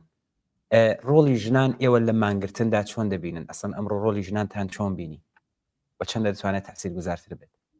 خب ئێمە زانین تەبعاً دوکاندارەکان زۆرتر پیاون دیارە بە خااتری وەزیەتێکێ بۆیە من تاکیدم زۆر لەسەرەوە نییە کە تەنها ئێتراز ئێتسابی بازاریانە ئێتسابی بازاریان زۆر زۆر مهمە بۆچی دوکان و بازارەکان بۆی کە لە یەک ڕۆژە هەرچی جێگێ تعتیل لەوێت تعتیلی معنی هەیە یعنی ئێتراز بەو ڕەوشە سەرکوبەی جمهوری ئیسلامی ولی لە کەناری ئەوە مەسەلەن فەرسکە چەنێ بە لە مەدیمان لە بەردەم ئوستانداریە خەڵک لە شاری فکرەکە مسنە بوو تەجەمعیان کردو بۆ بە ئێتراز بە حکمی پەخشان دەیدا نەتیجە من باوەڕم بەوەیە کە نەخشی ژنان زۆر مهمە اتفاقا لەو ئێترازە زۆرتری ژنان بوون کە بتوانن لەبەر مەسەلەن ئەگەر ئێتسابی بازارەکانە لەبەر ئوستانداریە لەبەر جێگەهای دەوڵەتیە بتوانن تەجەمعکەن ئەمانە زۆر زۆر مهمە بەنظر من و نەخشی ژنان هەمیشە مهمە دروستە ئیسە زۆر لە دوکان و بازارەکان پیاوەکانەی سوورێنن بەڵام ژنان نەخشێکی زۆر زۆر مهمیانێ من هیوا هیوادان واقعان دەحفەیەکی تر ئەمە دەرسێک بێ ئەوەی کە دەحفێتر بتوانین زۆر بە هەماهەنگیەکی زۆرتر و لە ئەشکالی مختلفە ئەم ئێترازە بووینە بەرەوە. خاتوشیا بەڕێستان زۆر لەم بوارەدا تایبەتەن خودی بەرگری بۆ زیندانیانی سیاسی چ بۆ سزای ئەدام پلن لەم بوارەدا چالاکن پێم باشەیە پرسیاری کەش بکەم لە دەرەوەی وڵات ئەو جۆرەی کە پێویستە چالاکی دەکرێت لەم بوارانەدا. بەنظر من فعالیتایەکی زۆر خەریکاکری ئایسە لە ارتباط لەگەڵ سێشەمەهای نابە ئێدامە کە ئایسە پێم وایە نزیکی ئەگەیشتوانەکەم 34 لە واقع زندان هەر هەفتە ئەوە بێ بە ساڵێک خەریکن دەسان بە ئەتساب غەزا لە ڕۆژانی سێشەمە ئێمە لە کشوەرهایەکی مشخصەیە کە مرتبەن لە مەراکزی شارە هەر ئەو ڕۆژە دەسان بە تەحەسۆن وەلێ ئێترازات بە سەتحی وەسیئتر نییە بە نەزەر من ئەبێ لە خارج لە ئێرانە فشارێکی زۆرتر بێ. من یەک نوکتەم گەرەکمە بێژم ئمە وەختێکە بە زندانی سیاسی فکرەکەینەوە زۆر جار وەختێکە مەسەلەی ئێدام دێتە دەرۆ دەساین بە فعالیت بۆ مثال پەخشانی عزیزی حکومەکەی ئێمە مانزانی حکومی ئێدامە چون بەغیان پێداوە بە وریشە و بە زۆری تر وەلێ ئێترازەکان وەختێ زۆرتر بوو وەختی ئەم حکومە تایید بوو بەنەزە من ناوێ وابێ ئەبێ کامڵەنەوە ئێترازاتانە سوورت بگرێ بەر لەوە حتا حکومێک دابنرێ بۆەوەی کە زندانی سیاسی بە سرفی زندانی سیاسی بوون لە خەتەرەیە ئایسە زەینەب جەلالیان ممکنە حکومی ئێدامینەوە وەلێ هەر لەحسە ممکنە گیانی خۆی لەدەست بە و یا زۆر لە زندانی تر لە جێگەکانی تر مثلەن ئەیان وەم بۆ شارەکانی تر تەبعیدیانەکەن لە ناو زندانیانی عادیە قەراریان تەرحریزیەکەن بۆ کە حملەیان پێکەن یعنی من منزورمەوەیە کە وەختێکە ئێمە قساکەین لەسەر ئێدام ئێمە ئەبێ تەلاش بۆ ئازادی زندانیانی سیاسی هەرچی زۆرتر کردنەوە چون هەتا ئەو جنبش بۆ ئازادی زندانی سیاسی قەویتر و وەسیعتر بێ اتفاقا ئەوە کامڵەن کۆمەکەکە کە بەر بە سودوری ئەحکامی ئێدام هەرچی زۆرتر بگرین بۆ مثال ئایسە زمانێکە ئێمە ئێترازی باز شەستەگان و شخصە معلمانمان هەیە لە تەواوی ئەوانە ئەبێ خاستی ئازادی زندانیانی سیاسیش بێ ئەم دوانە لە یەک جیانیە ئەوە نییە کە بێژین کە پس ئێمە وەختێ تەلاشەکەین وەختی ئەحکامی ئێدام سادر بێ بە هیچ عنوانوانیە وریشەی مرادی حکومی 15 ساڵ بوو زۆر ئالەمانەی تر لە واقع حکمێکیان پیاندا مجاهدی کورکور حکمی ئێدامەکەیان لەغو کرد هەم دووارە ئەویان داناوە یعنی ئەمانە ئێدامکردن ڕەوشێکیانە کە لە ئەوڵەوە لە ئەوڵی هاتنە سەرکاریان و پای خۆیان ناتە سەر ئەرز بۆ ئەوە کە ئێمە بتوانین حتا جنبش عەلەیهی ئێدام تەقویەتکەین ئەبێ بە نظر من تەلاشێکی زۆر زیاتر بۆ ئازادی زندانیانی سیاسیکەین بە تایبەت لە داخل لە ئێران تەبعاً لە خارج لە ئێرانە ئەوە شکلێکی تری هەیە بۆ فشار بۆ دەوڵەتەکان کە من پێم وایە هێشتا جێگەی هەیە و هێشتا شاید بێژمەوە تەلاشە وەسیعە سوورەتی نەگرتە بەڵام لە داخلی ئێرانەوەی وەختێکەوە ئێترازاتانە زۆرتر بێ تەوەجۆ هەرچی زیاتر جەلبێ و ڕژیمی زۆرتر تحتی فشار قەرارەکرێت. خاتوشیا وەکو دوایین پرسیار ئەگەر چاو لێ بکەی خودی کۆماری ئیسلامی ئێستا سزاکانی بۆ سەرژنان زیاتر کردووە تایبەتەن سزای ئێعدامیش پێتان وایە ئەمە تۆڵەکردنەوەی لە بزوتنەوەی ژینا یا ترسی ڕوخانی هەیە؟ بە نظر من لە دەرەجەی ئەوڵا ترسی ڕوخان لە واقع ئینقلابی ژنجیان ئازادی یعنی ترسی ڕوخان لەوەخا بەنظر من لە ئێترازاتی ژنجیان ئازادیە لە توولی 45 ساڵی گذشتا جمهوری ئیسلامی ئەیزانی ڕۆژێکە ڕوا وەلێ لەڤیا زۆر خەتەر بۆی جدیتر بووەتەوە ئایسێمە وەختێتم شاکەن جمهوری ئیسلامی زەئیفترین مەوجود لە نەزەر ئەوە کە ژنان بێ ڕەحبەری ئینقلابێکیان بەدەست گرتە و خەریکە ئەو حەملە زۆرتر بە ژنانەکە ئێمە شاهدیەوەی کەین حتا لە ناو بەهاییەکانیشە مرتبەن دەستجەمعی خەریکە ژنانی بەهایی دەستگیرەکە و هەروەها فشارێکە هاوڕێتی فەرزکە بۆ ژنانێکە هێشتا عەلەیهی حیجاب ئێترازەکەن بۆ ژنانێکە فعالن بۆی کە منی نوعی بە عنوان ژن بوون دشمنی جمهوری ئیسلامیە هەر بە خاتری ژن بوونم چون هەرچی قوانین و هەرچی ئوسولی جمهوری ئیسلامی ئەنێمە ژێر پام و بە شدت وحشەتەکە لەوە بە نەزەر من ژنان کارێکیان کرد لە ئێران بۆ ئەوەڵین بار لە سەتحی دنیا خەڵک باوەڕ پەیاکە بە قودرەتی ژنانێکە لە تحتی حاکمیەتێکی ڕژیمێکی بە شدەت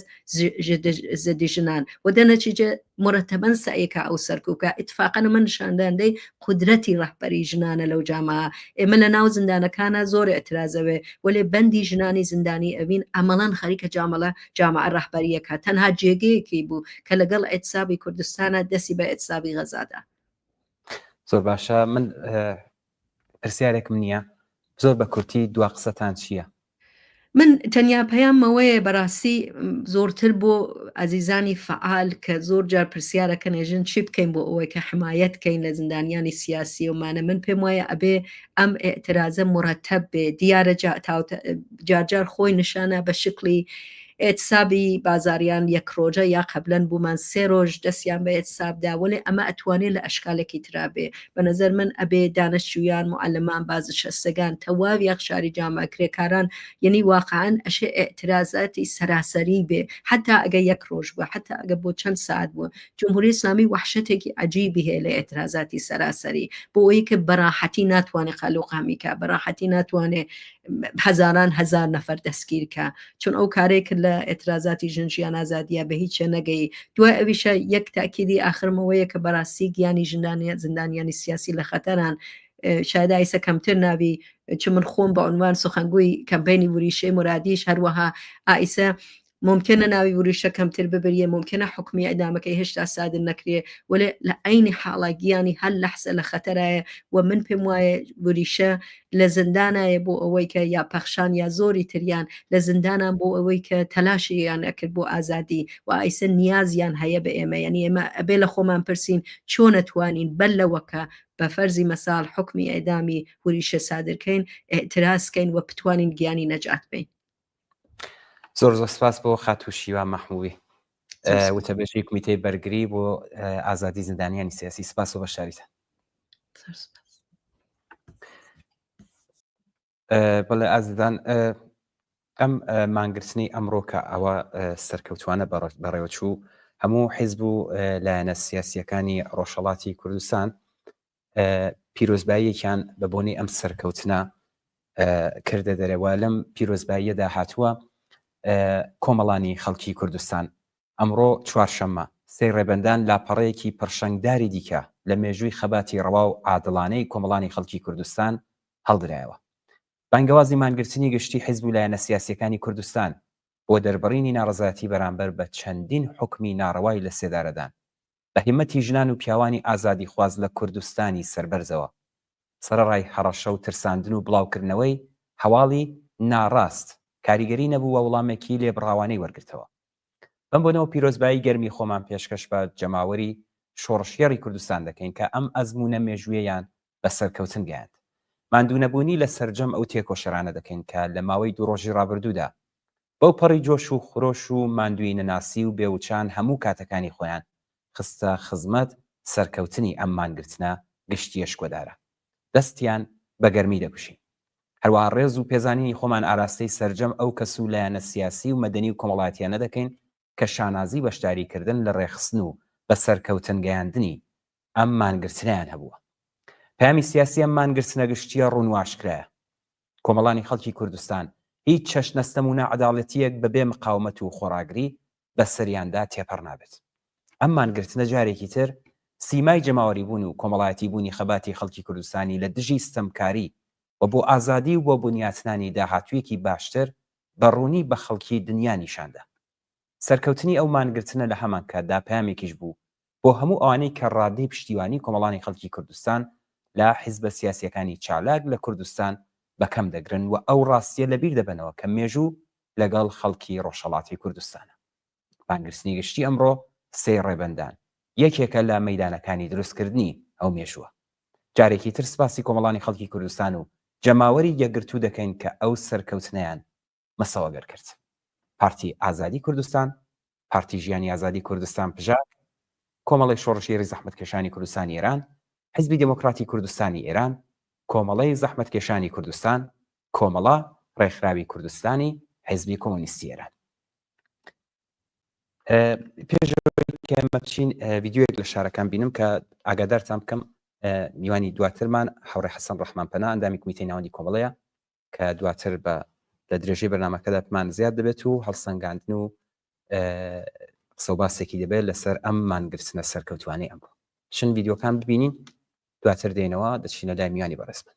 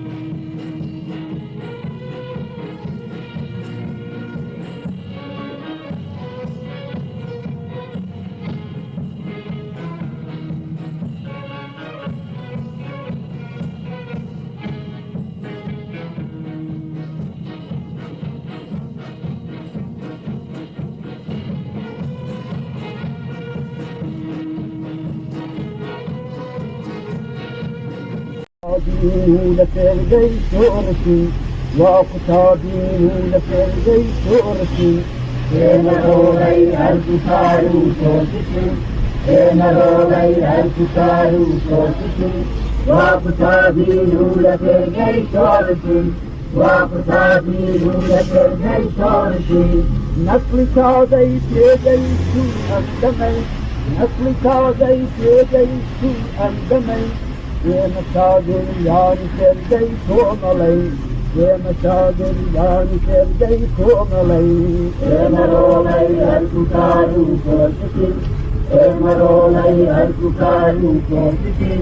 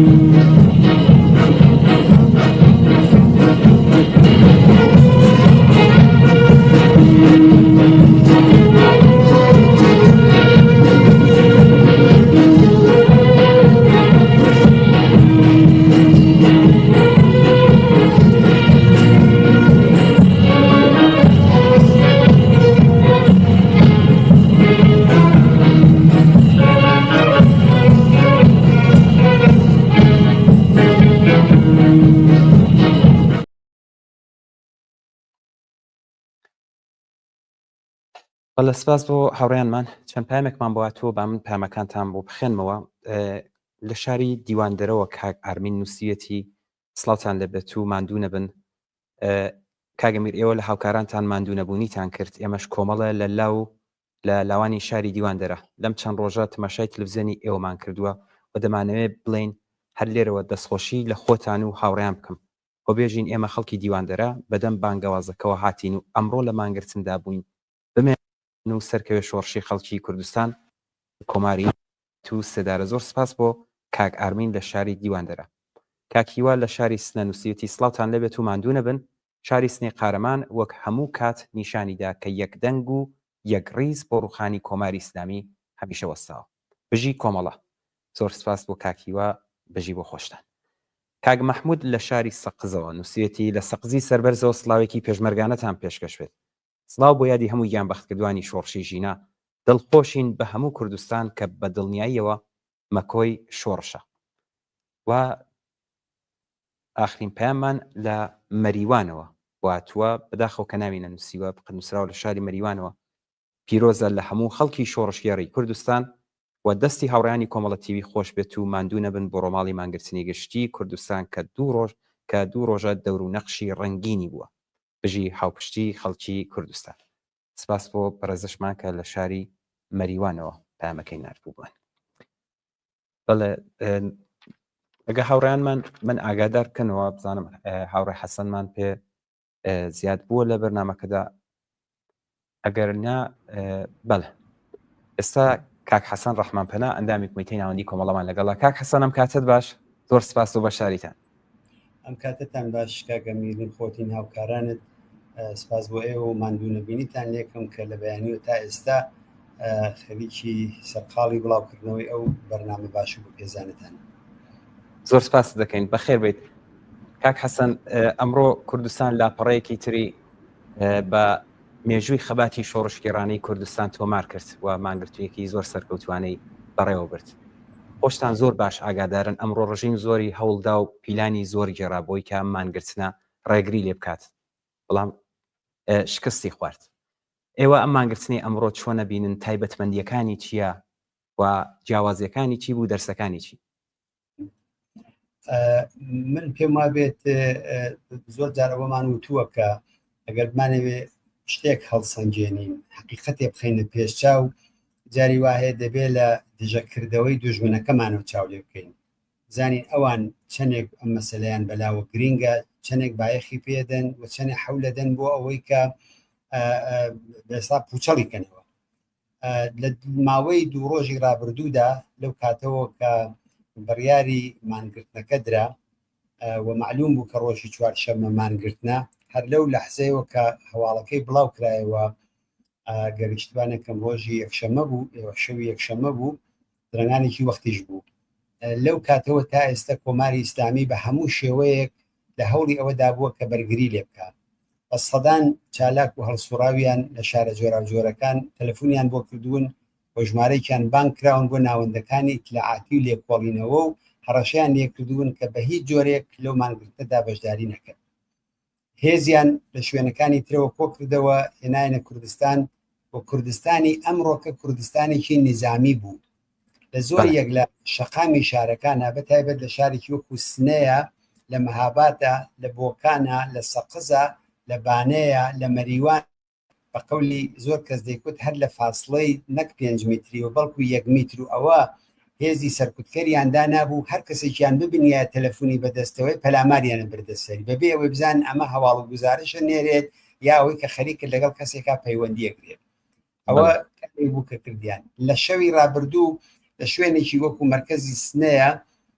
کۆمەڵێک کەرەوەی کە دوێنە شێوش باسم کرد، کۆمەڵێک کەسی تەسلیم تەڵەب، کۆمەڵێک کەسی نادڵسۆز نسبەت بە شۆڕشی کوردستان، کۆمەڵێک کەسی سوودجوو مەنفعەت تەڵەب کە ئەمڕۆ کە ئەو مانگرتنە لە ڕاستیدا مستێکی محکەم بوو لە دەمی ئەوانیش تحتی عنوانی ئەوەی کە حەولە دەن بۆ ئەوەی کە بڕیاری ئەعدامی پەخشان و لەگەڵ وریشە هەڵوەشێنەوە تا سعاتی 1 و 2 لە لای جەنابی ئوستاندار بوون، خەریکی قاوە و چایی و نان خواردن و شیرینی خواردن و پێکەنین بوون. لە سوورەتێکە حەولی ئەوان ئەوە بوو کە هاوکات لەگەڵ جەمهوری ئیسلامی بەری ئەو مانگرتنە بگرن، بەڵام ئەوانە خەڵکی کوردستان ناناسن، ئەوانە گەر ئاوا بڕۆنە پێشەوە دەبن بە بەشێ لەو سیستمە کەسیفەی کە جەمهوری ئیسلامی هەیەی. بەر لە سەربەیانی ئەمڕۆکە بە پەلە ڕایان گەیان لە ڕێگای وەکیڵەکەیەوە لە ڕێگای سایتەکانی وەک سایتی تەسلیمی سەر بە جمهوری سوپای پاسدارانی جمهوری ئیسلامی کە بڕیاری ئیعدامی پەخشان کە قرار بوو لەم 1-2 ڕۆژەدا بچێتە پێشەوە ئەوە جارێ ڕاگیراوە. لە سوورەتێکا دەزانێت مانگرتنمان بۆ ڕاگرتن نەکردووە، مانگرتنمان بۆ لەغوی تەواوی ئەحکامی ئیعدامی هەم پەخشان هەم وریشە هەم ئەو 34 زیندانی سیاسیەی کە لەژێر تێغی جەلادان بۆ ئەوەی کە ئەدامیان کەن بۆ هەمووی ئەوانە کراوە. بنابەرین ئەوە دژی کردەوەکانی جمهوری ئیسلامیە کە پێمان دەڵێت کە جێگە و پێگەی ئەم مانگرتنە لەکوێدا بوو. ئەوەندەیشی بە ئەرزیابی مەیدانی دەگەڕێتەوە. من دەبێت سپاسێکی گەورە بکەم لە خەڵکی کوردستان، بە تایبەت لەو شوێنانی کە مانگرتنی تێدا کرا، بە تایبەت لەو تێکۆشەرانەی کە لەو 2-3 ڕۆژەدا نان و ئاویان لە خۆیان حرام کرد، بە شەو و بە ڕۆژ ئەملایان کرد ئەولایان کرد، خەڵکیان تێگەیان بە ئاگایان هێنان و ئەوانە ئاوڕوونکەرەوەکانی شۆڕشی کوردستانن. ئەوانە بە چه هەستێکەوە بە چه دڵسۆزیەکەوە حەولیاندا و ئەو مانگرتنیان بەسەرکەوتن گەیان. جیاوازی ئەم مانگرتنە ئەتوانم بڵێم لەگەڵ مانگرتنەکانی تر ئەوە بوو کە لە مانگرتنەکانی پێشوودا خەڵکی کوردستان داغدار بوون، خەڵکی کوردستان دەیانویست ئەو داخ و عقدە و ناڕەزایەتیەی کە نسبەت بە ئەعدامکردنی 4 تێکۆشەر 5 تێکۆشەر چەندین تێکۆشەر لە دڵیانە هەیە ئەوە هەڵڕێژن، بەڵام ئەم جارە بۆ بەرگری بوو. جیاوازی ئەم دوانە زۆرە.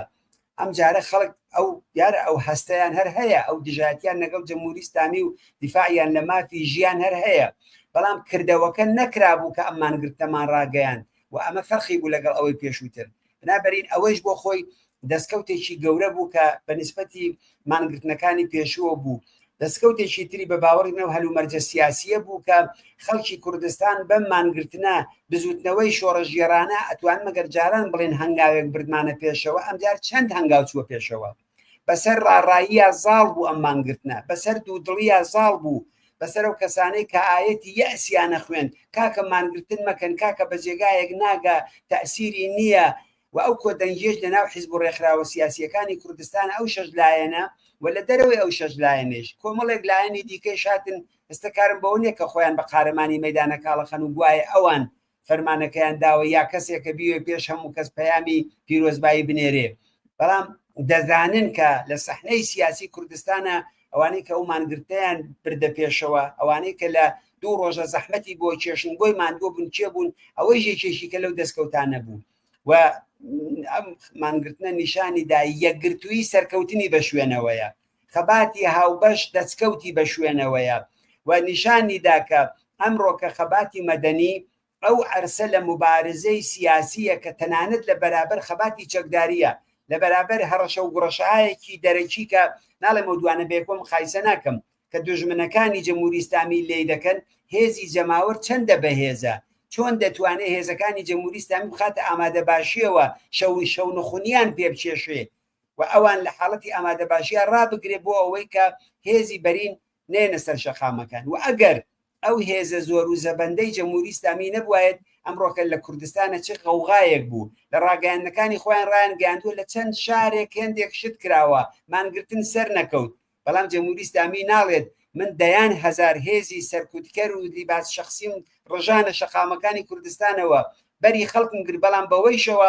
مانگرتنێکی سەرکەوتوانە لە کوردستان نەکرا بۆیە بە باوەڕی من دەستکەوتێکی گەورەمان بەدەستێنە بزوتنەوەی کوردستان چەند هەنگاو چووە پێشەوە و بە باوەڕی من ئێمە لەسەر بەستێنێکی محکەمتر لە دوا ڕۆژە هەم بۆ هاوکاری نێوان حیزبە سیاسیەکان هەم بۆ وەفاداری ئەوان بەو خەڵکەی کە لە هیچ شرایطێکا سڵ ناکەن ئێمە لە بیرمان نەچێت دوکانداری وایە نانی شەوی نییە بیخوا دوکانەکەی داخستواتوێتە مانگرتنەوە ئەمە پەیامێکی گەورەیە بۆی لە دڵی ئەو وەزیەتەدا بە باوەڕی من مانگرتنێکی سەرکەوتوانە بوو و بە یەکێک لە سەرکەوتوترین مانگرتنەکانی تا ئەمڕۆکەی کۆمەلگای کوردستان دێتە حساب و ئەرزیابی ئەمە زۆر زۆر مثبەتە و زۆر قەدردانی ئەو خەڵکەین و زۆر ستایشیانەکەین بۆ ئەو فیداکاری و دڵسۆزیە کە ئەمڕۆ لە خوانیان نیشاندا.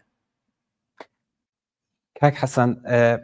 بارودۆخەکە زۆر هەستیارە ئەم مانگرتنەکە بۆ خۆشتان زۆر بە جوانی ئاماژتان پێداز هەم تایبەتمەندیەکانی هەم جیاوازیەکانی سەرڕایم دۆخی کە ئێستا تێدایە زۆر مانگرتنێکی سەرکەوتوو بوو. ئێستا دوای ئەم سەرکەوتنە کار و سیاسەتی دروست بۆ حیزبەکان و کۆمەلگای کوردستان دەبێت بێت پێش هەموو شتێکەوەیە کە ئێمە بە سەرکەوتن نابێ غەڕابین بەڵکو لە هەمان حاڵیشدا ئێمە دەبێت خاڵە لاوازەکانیش ببینینەوە مەسەلەن بەشێک لە شارەکانی کوردستان بەشداریان نەکرد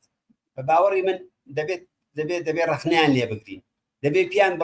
ئاماژەت بە شتێکی زۆر گرنگ کرد ئەم زۆرێک لە شارەکان کە ئەوەی جوهر ئەو شۆنانی کە هەم تورکی لێە هەم کوردی لێە ینی تێدادێکی زۆریش کەنا بەڵام بەشداریان نەکرد هۆی چی بوو ئایا لەوێ واقعان کاری چالاکی و ڕێخستن ناکرێت یا ئەمانی کە سەر بە ڕژیمن یا مەسەلەن نزیک بەون هاوکاری دەکەن هێزیان زیاترە هۆی ئەمە چی ئەمە زۆر گرنگە نەزانی باوەڕی من لەم ساڵانەی ئەخیرە بەو تایبەتە و منتەقانەی کە پێی دەڵێن جنوبی کوردستان لە ڕووداوەکانە زۆر چالاکتر بوون نفوزی جەرەیانی چەپ نفوزی جەرەیانی سوسیالیستی نفوزی ڕەهبەرانێکی ناسراوی جەماوەری خۆشناو چه ئەوەی کە لە دەرەوەن چه ئەوەی کە لە ناوەن چه ئەوەی کە گیانیان بەخت کردووە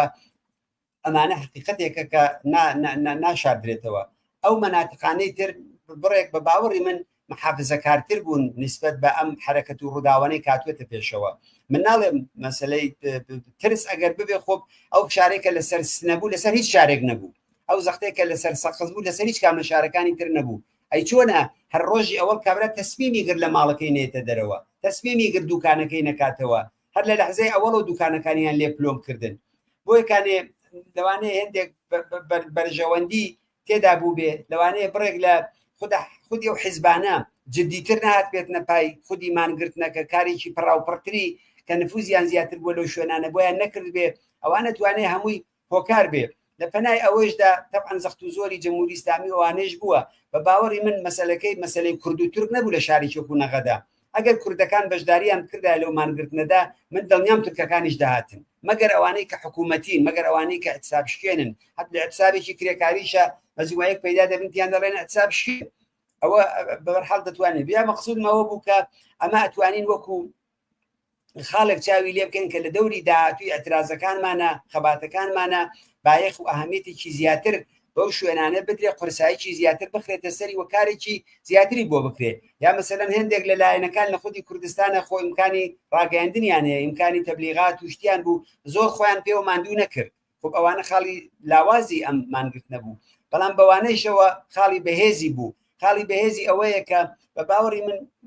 یەکگرتوویەکە لە نێوان حیزب و ڕێکخراوە سیاسیەکان هاتە پێشەوە کۆدەنجیەکە لەسەر مانگرتنەکە لە ماوەیەکی زۆری نەبرد دروستمان کرد ڕاگەاندنێکی هاوبەش کە بەیەکەوە دامان ئەگەرچی کێشە و ئەوانەی تێدا بوو واروەها سپاس و قەدردانیە کە زۆر بە ئاسانی نووسرا و نێردرا بۆ لایەنەکان و قبول کرا و کەس نەیوت ئەوەی لایەکی خراپە ئەوەی فڵانەچی ئەوانە گشتی نەتیجێ ئەوەیە کە کاری هاوبەش ممکنە لەوە گرنگتر بە باوەڕی من ئەو کۆدەنجیە بوو کە تێکۆشەرانی سەر بەم لایەن و بەو لایەن لە ناوخۆی وڵات بوویان خارج دەوەی کە ڕاهبەری حیزبەکان چەندێ فعال بوویان نەبوو چەندێ ئیمکاناتیان وەگرنایان نا چەندێ حەولیان بۆ دایان نا بەڵام فعالینی مەیدانی لە ناوخۆی کوردستانە لە یەک حاڵین دەزانن کە ئەوان بەیەکەوە کاریان بۆ کرێت دەزانن لەوێ کاتی جیاوازی ئەم حیزب و ئەو حیزب نییە ئەوە مەوزوعێکە کە لە وەختی وادا نابێ بێنە جیاوازی حیزبەکان کەس ناتوانێت بیشارێتەوە واقعیە ئەتوانن لە بەحسەکانی خۆیانە لە مجادلاتی خۆیانە لە دیالۆگەکانی خۆیان ئەوانیان ببێ بەڵام لە ڕۆژێکی ئاوادا دەبێت یەک پارچە زاهر بن ئەوە خاڵێکی بەهێز بوو کە لەناو ئەو یەک پارچەیە زاهر بوو بنەماڵەی گیان بەخت کردووەکان کە داخل لە دڵن کە وەختێک شتێکی ئاوا دەبێت سەرکەوتن بە دەستێ ئۆخەیەک بە دڵیان نادێ بە دڵنیاییەوە من ئیتمینانم هەیە لەوەی بە هەزاران خانەوادەی گیانبەخت کردو هەر لە 58 و 57ەوە تا ئەمڕۆکە ئەم شەوەکە ڕاحەتر لە هەموو شەوێک دەخەون ئەم شەوەکە دەزانن کە ڕۆڵەکانی ئەوان لە پێناوی خەڵکێکا گیانیان بەخت کردووە کە شایانی فیداکاریە بۆیانی بکەیت چون لە ڕۆژی سەختە ئەوانیش فیداکاری دەکەنەوە بنابەرین ئەوەش بۆ خۆی دەستکەوتێکە کە پەیوەندی کۆمەلگای مەدەنی لەگەڵ ئەحزابی سیاسی بەهێزتر کرد و بەهێزتریەکە ئەمە زۆر گرنگە بۆ دوا ڕۆژمان ئەمە زۆر گرنگە بۆ ئیدارەی جامعەی دوا ڕۆژی کوردستان ئەمە زۆر گرنگە بۆ رابطەی جمهوری ئیسلامی لەگەڵ حیزبە سیاسیەکان و حیزبەکان لەگەڵ دەوروبەر ئێوە دەزانن لە ماوەی چەند مانگی ڕابردووە فشارێکی زۆریان لێرە لە باشووری کوردستان هێنا سەر ئێمە زۆر بە یەکێتیمان دەکوت بە پارتیمان دەکوت بە حکوومەتی هەرێم بە دەوڵەتی عێراقمان دەکوت ئێمە پەنابەر نین لێرە ئێمە لێقەوماو نین لێرە ئێمە تێکۆشەرانێکی سیاسین کە بە ملیۆن خەڵکی کوردستان جواب بە قسەکانمان دەداتەوە بە باوەڕی من جێی خۆیەتی کە دەسەڵاتدارانی هەرێمی کوردستان ئەم پەیامەی ئەم ڕۆکەی شۆڕشی کوردستانی بە ڕۆژهەڵات ببیسن جێی خۆیەتی دەسەڵاتدارانی هەرێمی کوردستانی گوێ بگرن ئیتر ئەوەندە گوێ لە جەمهوری ئیسلامی و لە دەوڵەتی عێراق کە پیاوی ئێرانە نەگرن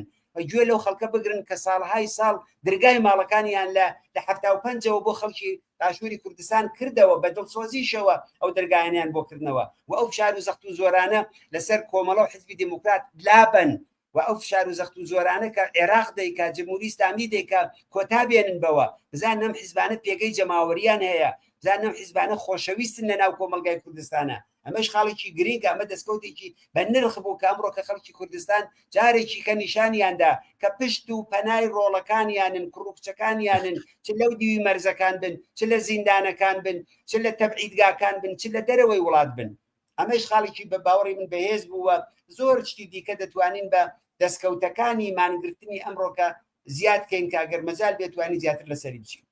حتما کاک حەسەن من لە وتاق فەرمان هەڵبەت دوای پرسیاری ئەوەڵ پێیانوتم داوای لێبوردن دەکەم لە بیرون چوو ئەگەر دەکرێت ئەم دوربینەکەتان فەزای سەرێ زۆرە یەک کەم بیخەوێنن زۆر سپاسە دەکەین ببورن دەستخۆش کاک حەسەن ئێوە ئاماژتان بە شتێکی زۆر زۆر گرین کرد بەڕاستی ئەمڕۆ کۆمەلگای کوردستان پامێکی زۆر ڕۆشن و ئاشکرای هەم بە دۆستانی خۆی و هەم بە نارانیدا و نیشانیدا بە قەولی خۆتان دەڵێن کوردستان ڕۆڵەکانی خۆی ڕۆڵە قارەمانەکانی خۆی بەجێ نایڵێەوە پامێکی زۆر باشی بە خودی نارەکانی واتە هەر خودی ڕژیمی جمهوری ئیسلامیدا بەڵام کاک حەسەن باشە بۆچی هەموو جارە کوردستان ئاوا تەنیا دەمێنێتەوە بۆچی حیزبە ئێرانیەکان بۆ مانگرتنێکی گشتی ئەسەن هیچ حەولێک نادەن یا ئەسەن حەولدانەکەشیان هیچ بۆچی هیچ پشتیوانیەک لە مانگرتنێکی گشتی کە ئاوا بانگەوازی بۆ دەکرێت لە کوردستان ناکرێت بەڵام کوردستان بۆ خەباتی مەدەنی هەمیشە پێشەنگ بووە و هەمیشە پشتیوان بووە بۆ هەموو لایەنەکانیان بزانی بۆ جوابی و پرسیارە دەبێت بچینەوە بۆ 58 ساڵی 58 لە 12 فەروەردینی ئاوناکەیە خەڵکی کوردستان بە جمهوری ئیسلامی ودنا ئەو نایە تاکوونی ئەمڕۆکە ئیدامەی هەیە کۆماری ئیسلامی لە کوردستانە هێزێکی دەرەکیە هێزی سەرکوتکەرە هێزی داگیرکەرە خانەخوێ نییە ئەو مۆقعەتێکە لە کوردستانە دروست بوو بە باوەڕی من لە باقی شوێنەکانی ئێران دروست نەبوو. یەک دوو کوردستان کۆمەلگایکی حیزبیە. کوردستان لە 28 مردادا کە تەنها شوێنێک لە ئێرانە کە بڕیاری جیهادی لەسەر دراو کوردستانە، بانترین مەرجعی ئاینی مەرجعی سیاسی جمهوری ئیسلامی کە خومەینی بوو بڕیاری جیهادیدا لە دژی خەڵکی کوردستان و ئەو کات کۆمەڵە لە ڕاگەاندنێکی یەکلاپەڕەیی ئاچوارێکە بڕیاری مەقاومەتیدا خەڵقی کورد دەربوتەی ئازمایش خەڵکی کوردستان لە کوانووی هەڵسەنگاندندا. لەو ڕۆژەوە کوردستان مەقاومەتی کردووە، مەقاومەتێکی سەربەرزانەی کردووە. ئەمە خاڵێکی گرینگە کە ئێمە بەداخەوە لە ئێرانە شایدی خەیانەتەکانی حیزبی توودە بووین، شایدی خەیانەتەکانی لیبراڵەکان و ئەوانە بووین، شایدی هاتنەتکایەی بەرەی لیبراڵ و ئازادی ئیسلاحخوازی ناو حکوومەتی بوون کە لە کوردستانە جێپیان پەیدا نەکرد، شایدی هەڵبژاردنەکانی بووین کە لە کوردستانە بە کەمترین دەنگ خەڵبەشداری تێدا دەکرد، شایدی بزوتنەوەی سەوز بووین ڕێیە منکوو کوردستان ناتە سەر شەقامەکان چون ڕێی نەدابوو. بۆیە جیاوازیەک لە بینی کوردستان و لە بینی غێری کوردستان هەیە. ئەوە سێهەم ئەوەیە کە لە کوردستان چەپ بە قووەتە، کۆمۆنیستەکان بەهێزن، بزوتنەوەی کرێکاریەکەی فعالینی بزوتنەوەی کرێکاریەکەی فعالینی بزوتنەوەی ژنان. ئێمە لە کوردستانە شاهدی اتحادیەی سەنعەتگەرین لە داهەی 60 لە خوێناویترین داهەیە کە قازیەکانی کە دوانیان ئەم ڕۆژانە کوشتیانن و زۆر جنایەتکاری دیکە چ جنایەتارێکیان لە شوێنەکانی دیکە نەکرد. بەڵام لە کوردستانە ئێمە شاهدین لە دڵی ئەو خەفەقانەیە ئەوەڵی مانجیمەی 3-4 ساڵ لەسەر یەک لە شاری سنە بەڕێوە دەچێت، دوایی لە مەهاباد بەڕێوە دەچێت، دوایی لە 84 لە شاری سەقز ئەو خەباتە گەورە و دەنگدانەوەی کە بووی بەڕێوە دەچێت. بۆیەکانێ ئەم کۆمەلگایە کۆمەلگایکی سیاسیە، تەنها ئەوە نییە حزبی سیاسی تێدا، جامعەکەیشی سیاسیە. کاکە ئەمیر لە کوردستانە هەڵپەرجێ سیاسیە، ئەو سەرچۆپیەی کە دەیگرێ بەدەستیەوە ئەو لاوەی هەڵی خوێنێ، ئەو کسە گەنجەی کە دەیگرێ بەدەستیوە لە خوێنێ سیاسیە. مردنەکان سیاسی لە کوردستانە، ئەوانەی کە دەچن دەست ناگرنەوە دەزانن ئەمانەی چێن باوەڕیان بە ئاین و بە مەزهەب و بەوانە نییە. ئەمە سیاسیە لە کوردستانە. ژینگە پارێزی لە کوردستانە جەمهوری ئیسلامی لە ڕێگای دەست و پەیوەندیەکانەوە ئاوری تێبەردەدا، بەڵام خەڵک دەچن بەڕوو دەچێنن، زاکرۆسانە دروستەکەن. ئەمە سیاسیە. لە کوردستانە حرمەت هەیە بۆ ژینگە، حرمەت هەیە بۆ پەلەوەر. خەڵک دێنن داوەکان دەسووتێنن، خەڵک دێنن ئەو قەفەسانەی کە پەرندەکانی تێدا دەیشکێنن. ئەمانە هەمووی ئەو تایبەتمەندیانەیە کە ڕۆژێکی وەکو ئەمڕۆکە دەسووتێنێ. بە هێمەتی ئەو شەرایەتە فەزایە و بە هێمەتی ئەو خەباتە چەپ و کۆمۆنیستەکان کردویانە لە کوردستانە لە دڵی خەباتێکی ئاوادایە کە شۆڕشی ژیان کوردستان لە خۆڕانیە لە سەقز دەدایکە بێ.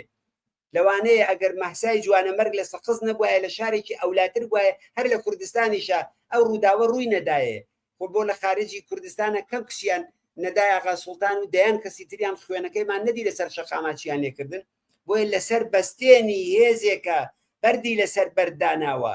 لەسەر بەستێنی خەباتێکی مەدەنی کە کاکفواد میعمارەکەی بووە و کۆمەڵە داهێنەرەکەی بووە لەسەر ئەوانە دروست بووە. کەس ناتوانێت ئەمانە ئینکارکە. ئەگەر کەسێک ئەمە ئینکارکە وەکە وایە کە ڕۆژ ئینکارکەی. ئەمە تەبلیغێکی حیزبینی، ئەمە حقیقەتی ئەو خەبات و ناڕەزایەتی و جامعەیە کە ئێمە تێدا بووین. بنابەرین ئەو تایبەتمەندیانەیە. بەڵام لەبیریشمان نەچێ هەر ئێستا لە خارجی ئێرانیشە بەدەیان ژنی تێکۆشەر لە زیندانەکان هەر ئەمڕۆکە لەگەڵ ئێمە لە مانگرت نابوون، پەیامی پشتیوانیان بۆ ناردوین، دیفاعیان کردووە. سێشەممەهای زیندانیانی سیاسیمان هەیە، معەلیمان کە بەشێکن لە بزوتنەوەیکی جەماوەری هەر ئەوڕۆکە بەیانیەیاندا و پشتیوانیان کردووە کانونی معەلیمان. بۆیە نابێ ئەومان لە بیر بچێتەوە لەگەڵ ئەو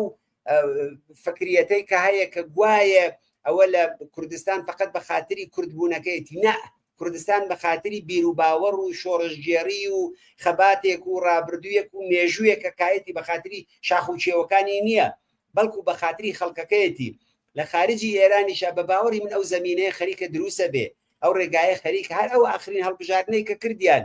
چه پێشتر بۆ ڕئیسی چه دواتر بۆ ئەم کابرای پزیشکیان کە کردیان، نیشانیدا کە خەڵکی ئێران لە جەمهوری ئیسلامی بڕدراون، دژایەتیەکەن. بۆیە بە باوەڕی من ئەوانە ئەو هۆکارانن کە کوردستانی فازێک بە یەک معنا فازێک لە پێشەوەترە. بەڵام لەبیرمان نەچێت جەمهوری ئیسلامی لە کوردستان ناڕوخێ، لەبیرمان نەچێت مانگرتن بۆ ڕووخاندنی جەمهوری ئیسلامی نەبوو. لەبیرمان نەچێ ئەم پەیامە پەیامی یەکگرتوویش دەدا بە خەڵکی ئێران پەیامی هاوخەباتیشیان پێدا وەختێ دەڵێن کوردستان سەنگەرە ئینقلابی ئیران را سەراسەر کوردستان میکنیم ئەوە شۆخی نییە ئەوانە جێگای ئومێدە بەڵام لەبیرمان نەچێ کە لایەنهایەکی شوێنیست کە بە نەوعێکیش دەیانەوێت دەستی دەڕووداوەکانی کوردستانی شاو وەربدەن دەیانەوێت بە جۆرێکی کە تەسویرێک لە کوردستان بدەن یا لیبراڵەکان یا ئیسلاحوازە حکوومەتیەکان ئەمانەش هەمویان تەسیریان بووە لەوەی کە لە دەرەوەی کوردستان سەمپاتی و هاوفکری و هاوکاری بە نسبەتی کۆمەلگای کوردستانیش کەم کەنەوە ئەوانش بخۆی هۆکار بوون لەو وەزیەتێکە بە باوەڕی ناتوێتە پێشەوە کاک حەسەن ئێوە زۆر باشی باسی و تایبەتمەندیانی ئەم مانگرتنت کرد دیارە دەستکەوتیشی بووە بەڵام ئێمە بۆ ئەوەی مانگرتنەکانی داهاتوو ئەگەر ئێمە باسی جغرافیای کوردستان بکەین لەگەڵ جغرافیای سیاسیەکەی فەرقی هەیە بۆ مانگرتنەکانی داهاتوو بۆ ئەوەی کە ئێمە هەموو پارێزگاکانی کوردستان بۆ ئەوەی کە لە بواری سیاسی و ڕێکوپێکتر کرێوە پانوبەرینتر بەڕێوە بچێت پێت وایە دەبێت چی بکرێت هەنگایەک دەبێت هەڵگیرێت من پێم وابێ بەشی کێرە و کارێکە ئێوە کردان لەم دوو ڕۆژە بەشی کێرە و کارەیەکە لە ئەرزی چەند ڕۆژی ڕابردووە حیزبە سیاسیەکان کردیان ئەوە بەشەی کە بە دەرەوە بەو معنایە دەکرد بەشێکی ناوخۆیە بە باوەڕی من هەڵسوراوانی سیاسی فعالینی بزوتنەوە کۆمەڵایەتیەکان دەبێ هەرچی زیاتر لەگەڵ و شوێنانە پەیوەندی بگرن نەتەنیا لەگەڵ کوردستان سەد بری ئەمڕۆکە دانیشگاکانی تاران و تەورێز و شیراز و ئیسفان بیان گوتە مانگرتە بۆ پشتیوانی لە کوردستان بزانت چه فەزایەک دروستە بوو بزانە هەر لەو مانگرتنەدا مەسەلەن کاناڵە فارسی زمانەکان چەندێ هاوکاری ئێمەیان کرد چەندێ خەبەرەکانیانی زۆر کورد زۆر کەم لە گۆشەیەکەوە بەوەکو ڕووداوێکی زۆر چکۆلە ئەویش حتا تحریفیان کرد تعدادێ لە بازاڕیەکان کاکە 95% بازاری سنە داخراوە سەقز داخراوە لە دوانی مەڕۆکەی بەولاوە بۆکان و مەریوان و دیواندەرە و هەر لە سەدەبیانی و دیواندەرە و شوێنانە داخراون بەڵام بە ناوی تعدادێک باسیەکەن پیان خۆش نییە بڵێن کوردستان ئەو تایبەتمەندیەی هەیە کە ئەتوانێت سبحینێت چون پیان وایە ئەمە قەومی کوردە ملەتی کورد نییە ئەم قەومە سبحینێ مزاحمەتیان بۆ دروست نەکە لە دەسەڵاتی سیاسی و لە ئولگوی حکوومەتی خۆیەوە بڕوان پێ بکەن نفرەتیان لە ڕۆژاوا هەیە ئەوانە زۆر بە حتا بە چەندێ بزان تمەشای ڕۆژاواکەن چەندێ باسیەکەن بەڵام ئەحمەد شەر دەبێت بە سەردێڕی تەواوی خەبەرەکانیان هەر قسەیەک وەرشێک دێڵێ بەڵام مەقاومەتێکە لەوێش هەیە بە نەوعێک دەیشارنەوە بەشێکە لەو سیاسەتە بە باوەڕی من ئیمپریالیستیەکە لە ناوچەکەدا هەیە نسبەت بە خەڵکانێکی ستەم لێکراوە ئەوە بۆیە من لام وایە کاری مەیدانی کاری هەر فعالینی شارەکانی شنۆ نەغەدە پیرانشار ورمێ ڕەبەت سەردەشت لەگەڵ شارەکانی دیکەدا دەبێت تێکەڵگەیەکی زیاتر دروست بێ دەبێت ئەو شەبەکە ئیجتیماعیانەی کە هەیە هەرچی زیاتر بۆ ناو شوێنانە پەرە بستێنێ بەشێ لەو مانگرتنانە ئەوڕۆکە بەڕاستی بە هێمەتی هەڵسوراوانی ناوە بوو بە لە حەزە خۆت ئاگداری ئەمە فریا ناکەوتین خەبەر و گزارشەکان ڕێلێ بکەین و بینێرین بۆ ئێوە و بینێرین بۆ سایتەکان و بڵاوی بکەینەوە کێ ئەمانەیە کرد و هەمویان تێکۆشەرانی دیارە فعالینی کۆمەڵە لە ڕائسا بوون و بەڕاستی زەحمەتیان کێشا بەڵام کەسانی و کێمە نەمان دەناسین کەسانی بۆ ئەوڵجار بوو پەیوەندیان نەکرد کەسانی بوون لە ڕووی ئەم مانگرتنەوە و لە ڕووی ئەو حساسیەتی و لە ڕووی ئەو ئەحساسی مەسئولیەتەی کۆمەڵە بە ڕووداوانە پەیوەست بوون پس ئەو شەبەکەهای ئیجتیماعی گرینگە ئەو شەب تۆڕە ئیجتیماعیانە ئەو تۆڕی بە ئێستا جاڵجاڵوکەیە کە خۆی دەتەنێت و دەتوانێت هەموو جێگایەک پوشش بدا بۆ یەکانێ بە باوەڕی من گوستەرشی ئەو شەبەکەهای ئیجتیماعی خارج دەوەی کە ئەمە شەبەکەی حیزبی نییە کاری حیزبی ناکات کاری دموکراتیکەکە کاری خەباتکارانەکە ئەمانە زۆر زۆر گرنگە لە بۆ خەباتی ئێستا و داهاتوومان بۆ پێم وابێ ئەوەی کە لەو ڕێگایەنەیە کە ئەتوانێت تەئسیر بکاتە سەر ئیدامەکاریمان تەئسیر بکاتە سەر ئەوەی کە ئەگەر ڕووداوهایکی تر بێتە پێشەوە ئەم خەبات و ناڕەزایەتیانە بەربڵاوتر لە مەناتقێکی وەسیعتردا بتوانێت جێبای خۆشی بکاتەوە. کاک حەسەن ئەمڕۆ ئینترنێت کولەن زۆر خراپ بوو خۆشتان باش ئاگادارن ئێوە چەندە ئاگاداری شار و شارۆچکەکان هەن کە پەیوەست ببێتن بە مانگرتنەوە هیچ زانیاریەکتان هەیە؟ تقریبەن هەمووی شارەکان توانن بڵێن پەیوەست بوون حتا ئەو شارانەیشی کە بەڵام ئەو شوێنە ئەسڵیانەی کە قەرەباڵغی شاری پێوە دیار بوو لە شارهایکی بەتایبەت مەناتقی شمالیە لەوانەیە کەمتر و بەڵام حاشیە شارەکانیان ئەوانیش لە مانگرتنەکانە بەشدار بوون بەڵام ئەویش ئەوە بوو کە هێزێکی زۆر و زەوەندی ئیتلاعاتی و لیباس شخصی و هێزی ویژۆ ئەوانەیان بردبوو و بێزگە لەوە کارێکیشیان کردووە لە بڕێ جێگا مەسەلەن ڕەنیان کردووە بە تەعدادێ لە دوکانەکانە تحت عنوانی ئەوەی کە وایە ئەمانە پلۆم پیانەکە ناڵ بیانکەنەوە. یەکێ ڕێگایکی زۆر سادەی هەیە، ئەوە ئەزمونێکە لە مانگرتنەکانی پێشووا بوو. هەر ئەم شەوەکە جوانانی شارەکان ئەتوانن بچن تەواوی ئەو ڕەدیفە دوکانەیەگە دوو دوکانیان ڕەنگیان پیاکردەوە و ڕەنگانە بکڕن تەواوی دوکانەکانی شار ڕەنگامێزکەن ڕەنگیان پیا بکەن بۆی کە ئەوان سەریان لێ بشێوێ نەتوانن سبحینێ کەسێک کە دوکانەکەی نەکردوێتەوە بێن مەسەلەن بەر بەو کابرا بگرن یا فشاریان بۆ بێنن یا مەسەلەن وترا جاری وایە ئەم فشارە اقتصادیە کە بە واقعەیە فشار و زەختێکی زۆر دێنێت حەقوا هەیە حتا ئەو شارانەی کە دوکانە خەڵکەکەی بچین لە شارەکانی تر خەریدکەن بۆی پاداشتی دڵسۆزی و زەحمەتەکانی ئەوان نەمڕۆکەیە بدرێتەوە و نیشانی بدەن کە خەڵک وەفادارە. ئەگەر ئەوان زەرەریان کردووە خەرجیان لەم شرایەتەیە دوکاندارێکی فەقیر دوکانەکەی داخستووە زەرەری وێکەوتووە لە ڕێگای خەریدێکی زۆرتر لەو دوکانانە ئەتوانین ئەوانیان بۆ جوبران بکەینەوە. بۆ یەکانێ ئەوە تقریبا ئەتوانن بڵێم هەمەگیر بووە، بەڵام ئەو هێزەی کە جمهوری ئیسلامی ئەو ترس و خۆف و وەحشەت و وەروەها تەبلیغاتانەیشی کە کردی حکمی ئەدامەکانمان هەڵوەشاندوێتەوە ئەوانەش بۆ کەسانێک کە دڵیان بەو نەو عەشتانە خۆشەوە لە واقعدا هەروەی کە باسمان کرد بۆ بە دوای پینە و پەڕۆن بۆ جمهوری ئیسلامی ئەوەش لە مقدارێک تەئسیری بوو، بەڵام دواتر بە تەبلیغات و قسە و باسێک کە کرا معلوم بوو کە ئەوە هیچ بنەمایەکی نییە و ئەوە دوو ڕۆژ حکمی ئەدام قسەیە ماوە نییە ڕۆژێ دوو ڕۆژ ئەدام بۆچی ئینسانی بۆ دەبێ بە خاتری بیر و باوەڕەکەی بکوژرێت. ئەوانەیش بە باوەڕی من لە زۆربەی شارەکان ئەو مانگرتانە بوو. کاک حەسەن خۆشتان ئەمڕۆ زۆر باش ئاگادار بوون لە چەند شاردا کەنی زۆر جار لەلایەن بەکرێگیراوانی خودی ڕژیمەوە لە شارەکان زاحمەتیان ئیجاد دەکرد بۆ ئەم کەسانی کە دوکانەکانیان دادەخست. تەنانەت هەڕەشەیوان لێ دەکردن کە کرێی دوکانەکەتان سێ بەرابەر دەبێت، هەڕەشەی دەرکردن و ئەمانیان دەکرد. وەزیەتی کۆماری ئیسلامی هەموو دنیا زانێ چۆنە لە بواری دەرەوە داوەش کەسی خواردووە لە سیاسەتدا لە ناو خۆشدا ئاوەزئەتی ئابووری دارماوە توانایی هیچ شتێکی نییە لە داخوازیەکانی خەڵک. قسەتان چییە ڕوو بەم ئەمانی کە ئەوە ئێستاش خۆیان بە لایەنی ئەم ڕژیمە جنایەتکارە ئازان؟ دەزانی شەڕی دەسەڵات لەگەڵ خەڵک فقط یەک شکلی نییە، فقط تفەنگ نییە، ئەشکالی جۆراوجۆری هەیە. ئەو شەڕێکی لەو شەڕانە شەڕی ئابووریە، محاسرەی اقتصادی، نەناردنی شت بۆ ئەم شار و ئەو شار و ساڵها کوردستان تامی ئەو محاسرەی چێشتووە. کوردستانی عێراق چێشتوێتی، ڕۆژاوا ئێستەکانێ دەیچێژێ، شوێنایکی دیکە ئەوەیشە لە شەڕەکانە کە دەیکەن. شەڕێکی دیکە شەڕی تەبلیغاتیە، یەکێ لەو شەڕانەی کە بەردەوام حکوومەت دەیکات چاواشەکاریە، شتی درۆدە لەسە بڵاوکردنەوەیە، حقیقەتەکانی شاردنەوەیە. ئەوەش بەشێکێتی لە دڵی ئەم کێشە و شەڕانەیشە کە دەکرێت بەشێک لە خەڵکی ناوخۆی هەرکام لەو بەشانە بەشدارە بن تێدا. مەسەلەن دەبینیت لە خەڵکی شارەکان تعدادێکن کوردن، سنەیە، سەقزیە، مەهاباتیە، بۆکانی هەرکوێکەیە سەر بەو خەڵکەیەکە لە ناو خەڵکەدایە. ئەمانە لە واقعەت دەسوپاوەنی ڕژیمن. لە ناو ئەوانەیشا فەرقەیە، کەسانێکن لە ڕووی نائاگاییەوە چوون، پیان وایە ئەوە حکوومەتە و حکوومەت باوکی ملەتە و لە سوورەتێکە ئەمە چ باوکێکە ڕۆژتا ئەوارە قوڕەکە بەسەر و خەڵکای و مناڵەکانی لێ ئەدامەکە. ئەوە هیچ تەوزیحێک هیچ حقیقەتێک لەو قسەیەدا وجودی نییە. بەشێکیان هەن لە ڕووی فەقیریەوە چن، کابرا نانی شەوی نییە بیخوا، بەڵام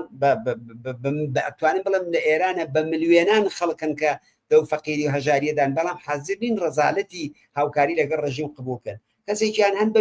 بیر و باوەڕ لەگەڵیانن، لە ڕۆژی ئەوڵ و دەستیان تێدا و بە بنە و بنەچەک خۆفرۆشی و بەکرێگیراوی و مزدوری بۆیان چوەتە ناو خوێنیانەوە. کەسانێکن لە شارەکان خەڵک دەیان ناسن، کابرا باوکی سەرۆکی مەسەلەن فڵان گروی زەربەت بووە، ئێستا کوڕەکەیەتی نردویانە بۆ حەج، ئیمکاناتی زۆریان بۆ هەڵڕشتووە. ئەمانە مەسلحەتەکە مادیە، بەس کەوایە دەبێ ئەمانە جیاکرێنەوە لە یەکتری. ئەو بەشی یەکەم و دووەمەکەیان کەسانێکن کە ڕێگای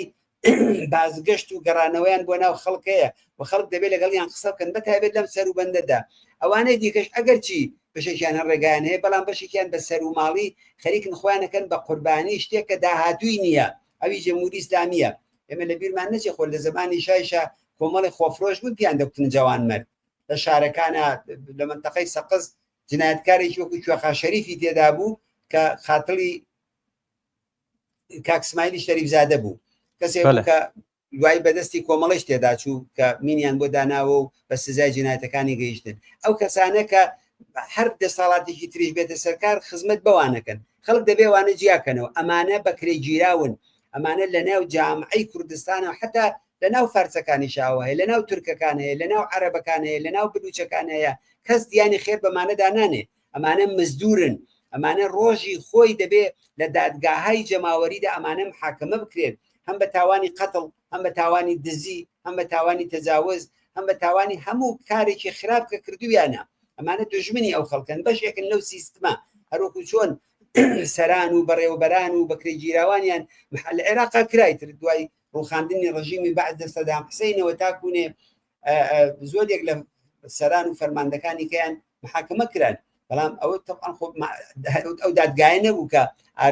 ئێمە ئارەزوومان دەکرد بە پەلە سەدام حوسێنیان ئەعدام کرد بۆ ئەوەی کە حەقیقەتی تاوانەکانی دەوڵەتانی ئیمپریالیستی و ئاغاکانی دەرنەکەوێت ئێمە ئومێدەوارین هەرەوەی کە دادگای نێونەتەوەیی بۆ بە سزاگەیاندنی ڕەهبەران و سەرانی جەمهوری ئیسلامی هەیە ئومێدەوارم دڵنیایشم لەوە کە لە کوردستانە سبحینە و دادگایانە دروست دەبێت ئەو کەسانەی کە چاوساخی بۆ جەمهوری ئیسلامی دەکەن ئەو کەسانەی کە بەکرێ گیراوی بۆکەن ئەو کەسانەی کە دەچن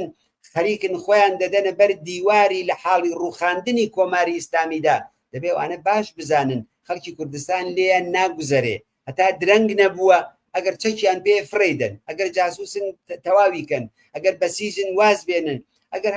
هەر هاوکاریەکە لەگەڵ جمهوری ئیسلامیانە قەتعیکەن سووریە نمونونەکەیەتی لە عەرزی دە ڕۆژە ڕژیمی بەشار ئەسەدێکە کۆڵەکەی دەسەڵاتی جمهوری ئیسلامی لە منتەقەکەدا بوو ڕووخا و ئێستا پایی جمهوری ئیسلامی هاتووەتە لەرزین بەوە ئەوانە بێ ئەزمون بێ بۆیان بۆیەکانێ ئەوە ئەو بەشانەی کەوتم ئەم بەتایبەت ئەو بەشەی ئاخری کە بەدڵ لەگەڵ جمهوری ئیسلامین ئەوانە دەبێ خۆیان ئامادە بکەن کە ناوی هەمووشیان بە نهێنی و غیرە نهێنیشیان لا حیزب سیاسیەکان ئەزم لە ئێمەش هەیە و دڵنیا بن لە ڕۆژی خۆیدا لەوانە گوزەشت ناکرێت ئەوانە کەسانی تاوانبارن و خەڵک بە سزای خۆیانیان محاکمەیە لە دادگاهایکی عادڵانەی خەڵکیدا تۆڵەیان لێ دەکرێتەوە. کاک حەسەن چەند پرسیارێک هاتووە کاک ڕێبوار لە شاری سنەوە نووسیەتی ماندوو نەبن پرسیارێکم هەیە بۆچی ئێمە بۆ ئێعدامی حتا فارسەکانیش ینی غەیرە کورد ئێمە هەموو کارێک دەکەین حتا بگرەمانیش دەگرین بەڵام ئەوان بۆ ئێمە چەنگایە ماگرن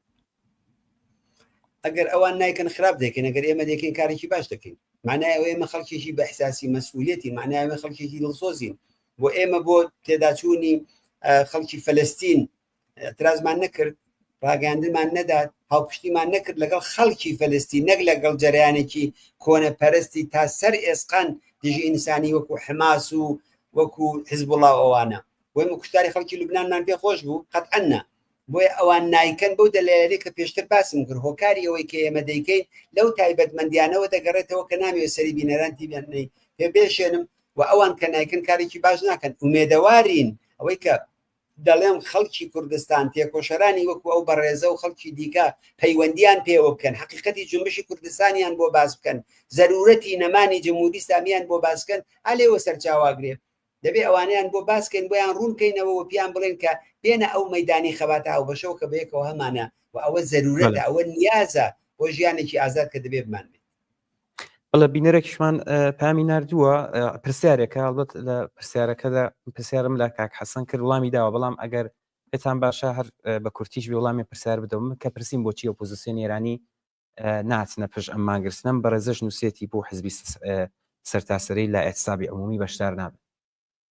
حزابی سەرتاسەری چەپەکان هەمویان بەشدار بوون ئێمە خۆمان لەگەڵ ڕای کاریگەر ڕاگەیاندنمان داوە حزبی کۆمونیستی کرێکاری ئێران ڕاگەیاندنی داوە کاناڵی تەلەڤیزیۆنیان بووە لە خزمەت ئەو ئەتسابەیە دایان ناوە هەندێک سازمان و ئەوان هەرگەرچی نفوزێکی وان نییە هێزی چەپ و ئەوانەی تر بەناوی نیروهای چەپ و کۆمۆنیست ئەوانەی لایەندا و پشتیوانیان کردووە بنابەرین ئەوەندەی کە بە بەرەی چەپی کۆمەلگای ئێران دەگەڕێتەوە ئەوە نابێ نامنسف بین پشتیوانیان کردو حتا لە ناوەی خودی ئێرانیشە 4,000 ئیمزا لە دژی ئەعدام بڵا کراوە ئەوانە پشتیوانیان کرد و زیندانیانی سیاسی ژن لە ئەوین و لە شوێنەکانی کە پشتیوانیان کرد دەبێ ئەوانە ببینین نابێت ئەوە بە زەرەری جنبشی کوردستانە جنبشی کوردستان ئەس قەزا شوینیزمی ئێرانی و جەرەیاناتی پاوانخواست پیان خۆشە بە تاکی بخەنەوە جیای بکەنەوە لە بزوتنەوەی سەرتاسەری لە بزوتنەوەی سەرتاسەری جیابوونەوە بە زەرەرمانە سەرکوتمان ئاسانترەکەن هەر ئەوەی کە دوای ئەوەی کە لە ئێرانە بزوتنەوەی کرێکاری ژنان خوێندکارەکانیان سەرکوت کرد هاتنە وەختی کوردستانیش نابێ بێڵین جارێکی ئەو تەجروبە تێکرار بێتەوە بەڵکو دەوێت دڵسۆزانە پیان بڵێن بێنە ئەو مەدانی خەباتەوە و ئەو حقەتانەش ببینین کە ئەسقەزا جەریاناتی چەپ پشتیوانیان کردو دەستیان خۆش کاکزانە لە سنەی سوردوو جارم پامی نردووە داوا دەکات کە بیخێنمەوە نووسێتی سلااو دوی نێشە و پێرەشە و حزبی دموکرات سەرقاڵی دوی ڕێبەندان بووە زەعیف ئەمەلی کرد ئەبە دەو جۆرێک کە نووسێتی یانیم شارانە سەر بە نووسێتی سەردەشت و شنە و پیرانشار و بانە ئەسەن ناویان نەبوو بۆچی ناویان نەهاتووە کاک حەسەن تکایە جواب داتەوە سایری ئەحزابی چەپ و کۆمونیست هاتنە پشت ئەم مانگرسنە دەبێت تەشەکوریشیان لێ بکرێت هەڵبە دەڵان کاک حەسەن ئاماژەی بۆدا ئەمە زۆر ڕاست ئەمڕۆ زۆر ڕەخنا گیرا لە پەیامەکانی ژاومان هات کە ئەو جۆرەی کە پێویست بوو بازێک لایەنەکان بۆ ئەم بانگەوازە کارێکی وا زۆر شڕوپڕ نەکرابوو دەزانی کاک ئەمیر هەم خەڵکی کوردستان هەم تێکۆشەرانی سیاسی خەڵکێکی بە ئاگاهن هەڵسەنگاندنیان هەیە دەمان ناسن دەزانین کێ چیەکە و کێچی ناکە کێ مایەدانێ و کێ مایەدانانێ کێ فقط بەڕواڵەت بەشدارە بێت و کێ بەکردەوە بەشدارە بێت هیوادارم ئەمە دەرسێک بێت وجێ خۆیتی ئێمە لەو هاوکاریش کە لەگەڵ حیزبەکان هەمانە حتممە نەو ڕەخنە و ئاراستەیشیانەکەین هەقوا هەیە ئەو حیزبانەی کە دێنە پای ئەم نەوع هاوکاریانە بە چڕوپڕی بێت بۆ قەولی فارسەڵی خاریکردنی عریزە نەبێت بەڵکو کارێکی هاوکارێکی دڵسۆزانە بێت کە بەیەکەوە بیکەن وە نەتیجەی باشتری لێگرین هیوادارم ئەو بەڕاستی ئەو هوشیاریە سیاسیە زۆر بە نرخەکە لە جامعەی کوردستانە قەزاوەتەکەن و ڕەخناگرن و دەڵێن و ناو دێنن بە باوەڕی من ئەوە نقطە قووەتە بۆ جنبشی کوردستان نقطە زەعف نییە کارێکی باشە و هیوادارم هەموو کەس لە ڕێگای خۆیەوە ئەو پەیامانە بە ئەگەر پیان وایە ئێمە کەمکاریەکمان کردە بە دڵ و بەجیان حازرین بڵێن ئالەو بەشەدا کەمکار بوون لە تەلەڤیزیۆنتانە لە ڕاگەیاندنتانە لە تەشکیلاتی ناوەتانە لە تەشکیلاتی دەرەوەتانە لە هەر بەشێکە بە هەموو حیزبەکانی کەش بەبێ دوودڵی و ڕاڕایی پیان بڵێن و ئەسقەزا باشە ئەوە بۆ هەم ڕابطەی حیزب و خەڵکەکە باشە حیزبەکان و خەڵکەکان باشە هەم بۆ ڕابطەی حیزبەکان باشە بۆ کاری هاوبەشمان باشە و هەم بەهێزیشمانەکە کاکە دەبێت لەو خەڵکە فێر بیتر ئەو دوکانەکەی دادەخا من بۆ تەلەڤیزیۆنەکەم نەنێ مەختیاری چیکارێک لەوە مهمترە لە ڕۆژێک و ئەمڕۆکەدا نانی منداڵەکەی نێشە و بیباتەوە زۆر کەس ئەو جامعای داوایە لەگەڵ زۆر کەس قساکەی دەڵێ 3 مانگە بێ ڕواڵەتی گۆشتم نەدیوە دەبا فعالێکی سیاسی لە دەرەوە ئەمڕۆکە مانگرتنیان کردایەت نەچواتنە سەر کارەکانیان بە سەدان و بە هەزاران کەس لە ئاڵمان و لە سوئید و لە ئەمریکا و لە کانەدا و لە نۆروێژ و دانمارکەوانی ژەمڕۆکە لەگەڵ کوردستان بیان کە ناچین بۆ کار لەو مانگرتنیامش بەشدارین لە مەیانی شارەکان کۆ بوایەتنەوە نەدەکراوە بادەکرا کاک حەسەن بۆ پلانێکی وانە بوو زۆر ئەمە زۆر بەجێژ بوو کە خودی ئەم بانگەوازە هاوبەشەکە لەلایەن و حیزب و لایەنەکانەوە درا هەر بۆ ئەمڕۆژ دەشکرا مەسەڵەن لە دەرەوەی وڵات لە شوێنێک بیا لە دووشەمبێ ئەم کارە بکرێت پلانی وا هەیە بۆ دواتر بۆ یەک توش مشکل هەیە لە دەرەوە ئەوش ئەوەیە کە یەکەم ئەوەی دەبێت تۆ لە دەرەوە کە دەتەوێت تەزاوراتکەی دەبێت ئیجازەی پۆلیس بکری بەبێ ئیجازەی پۆلیس و بەبێ ئیجازەی مثلا شارەداری ئەو شارە و کە لە ڕێگای پۆلیسەوە دەکرێت ئەوە ممکن نییە ممکنە بەشێکی ئەوە بێ من ئاگدار هەم بۆ ڕۆژی شەمە لە مەجموعەیە کرد لە وڵاتانەدا بۆ پشتیوانیکردن لە مانگرتنی ئەمڕۆکە ئەو تەزاهورات و ئەترازوانە ڕێکخرا ئەگەر ئەم مانگرتنی ئێمە ڕۆژی شەمە بواە بە دڵنیاییەوە زۆر کەس داهاتن بەڵام بە باوەڕی من هەر جێگا بوو ئەمڕۆکە دەتوانی کارهایە بکرای حرەکەتهایەک بکرایێت خارج دەوەی کە چەندێک موافقەت دەکرا یا ناکراوانە ئەوە یەکێ لەو دەلیلی و هۆکاراستیانەیە بەشێکی زۆریشی ئەو خەڵکەی وتم کارەکەن یا خوێن یا لە دانیشگان ئەوانش دلیلن بەڵام دەر هەر حاڵ وەختی خەڵک لە ناوە لە نانی شەوینیە بیخوا حتمما ژیانی ئێمە لە دەرەوەی زۆر لەوان باشترە و دەکرێت ئەو هاوکاریەمان کردێت کاک حەسەن وەکو دوایین پرسیار بەڕاستی خەڵکی کوردستان شایانی ڕێزلێگرتنن بۆ ئەو هەموو خەبات و فداکاریە کە دەیکەن بەڕێستان چییە بۆ هەموو چالاکان بۆ هەموو ئەو کەسانەی ئەمڕۆ لەم مانگرتنەدا بەشداریان کرد یا ئەو کەسانەی کە ڕێکیان خست قسەتان چییە قسەی کۆتایی چێ لە پەیامەکانی کۆمیتەی مرکزی کۆمەڵە بە کوردی و فارسی چ لەو پەیامەش کە لە ڕاگەیاندنی ئەو شەش لایەنە کە بەشدار بووین لەم مانگرتنەدا، چ لەو تراکتانەی کە ئەمڕۆکە خۆتان خوێندتانەوە لە تەلەڤیزیۆنی کۆمەڵە و زمان حاڵی کۆمەڵەیە، لە هەمووی ئەوانەدا گشتی ستایش بووە، گشتی قەدردانی بووە، گشتی تاکید لەسەر هاوکاری، تاکید لەسەر خەباتی هاوبەش، تاکید لەسەر وەحدەت، ڕێزگرتن لە گیانبەخت کردووەکان. بۆیە من لەوە زیاتر شتێکم نییە بیڵێم، فقط ئەوە دەڵێم کە خەڵکی کوردستان شایستەی هەموو شتێکن، شایستەی هەموو ڕێزێکن، هەموو قەدردانیەکن لە چ دەورانی سەختی پێشبەرگایەتیدا کە بە هەموو شتێکەوە لە پشتی ڕۆڵەکانیان بوون، چ لە دەورانی زیندانە شەو نخونیە چێش نەچنە بەر دەرگای زیندانەکان هەواڵی ئەدامێکە بیسن، چ ئەوەی بە سەدان کەسیان کۆ بنەوە تەنانەت قاتڵێک ببەخشن. جمهوری ئیسلامی ئەوە نەکات بە دەستە چیلەی خۆی کە شەڕی بینی چەندین خانەوادەی پێخۆشکاچن ئەیان بەخشن لە پەتی سێداری ڕزگاری هەرکن دایک و بابێکە ئەولادەکەی کوژرا. بەڵێ پەیوەندیمان لەگەڵ کاک حەسەن پچڕا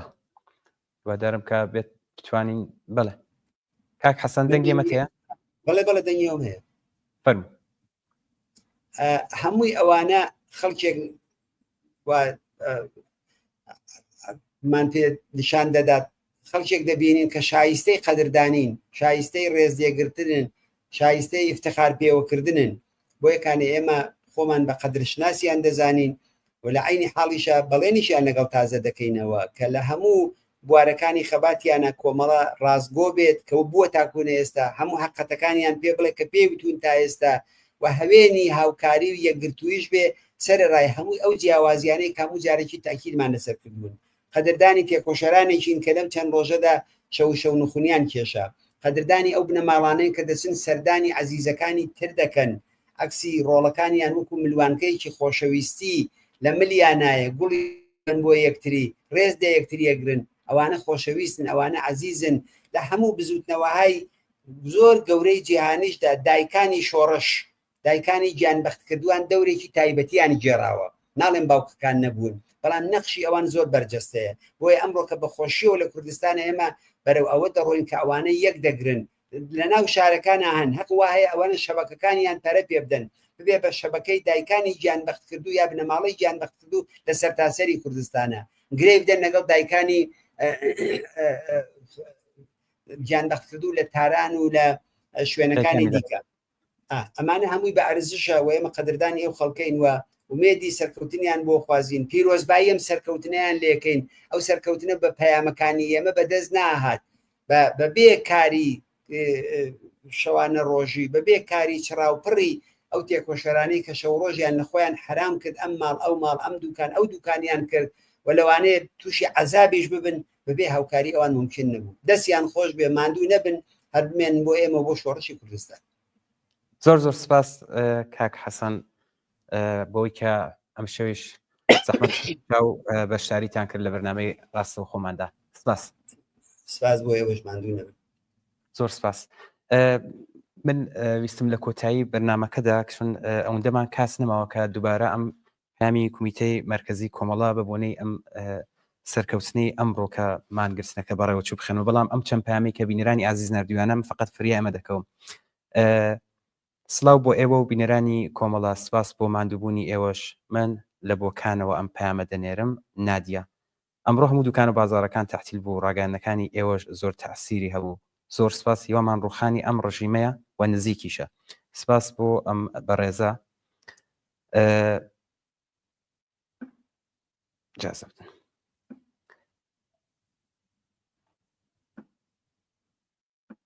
ببورن من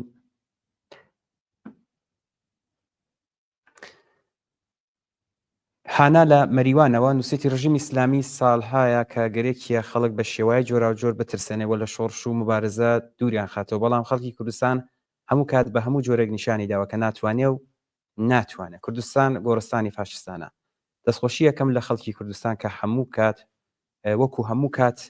ئێمە بە سەربەرزیەوە ئێژین کە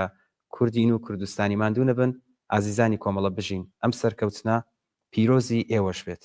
سڵاو شەوتان باش. من لێرەوە داواکەم لە خەڵکی شۆڕشێری کوردستان فری تەبلیغاتی ڕژیم نەخۆن دیارە ڕژیم سەرکەوتنی مانگرتنە بە زەرەریەوە هەموو کارێک ئەکا لە شارەکانی تر کەس باوەڕ نەکا کە خەڵک بەشداریان کردووە.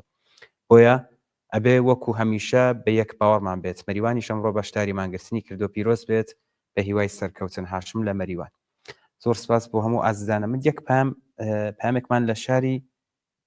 لە کامیارانەوە بوو سویتی سلااو کاکیجا من دەستفرۆشم لە کامیاران بە ئیفتخارەوە ئەمڕۆ نەچووم بۆ سەرکار پیرۆزبایی لە خەڵکی کوردستان دەکەم کامیاران سلااو دەنێرم بۆ هەموو ئازیزانی کۆمەڵە ئێمەش هەر لێرەوە دەستخۆشی لێ دەکەین زۆر سپاس دەکەین پێما کاتمان نەماوە من ناتوانم کە دووبارە ئەم پامی کومیتەی مرکزی کۆمەڵە لێرە بخێنمەوە بۆتان حتمما لە درێژەی بەرنامەدا پێشکەش بێەوەی عزیز و خۆشەویستی دەکرێت هەر لێرەوە دووبارە دەستخۆشی لە هەموو هاوڕانی هاوکارم چ لە بەشی وتاق فەرمان چ لە بەشی مونتاژ چ لە بەشی ئێرساڵ وە چ لە بەشی هەواڵدا دەستخۆشیتان لێ دەکەم ماندووش نەبن و زۆر سپاس بۆ ئێوەی عزیز و خۆشەویستیش کە تا ئێستا لەگەڵمان بوون و دووبارەش ئەم پیرۆزباییە لە هەموو خەڵکی کوردستان دەکەم سڵاو بۆ خەڵکی کوردستان سڵاو بۆ خەڵکی تێکۆشەر سڵاو بۆ خەڵکی یەکگرت و مانگرتووی کوردستان هەر بژی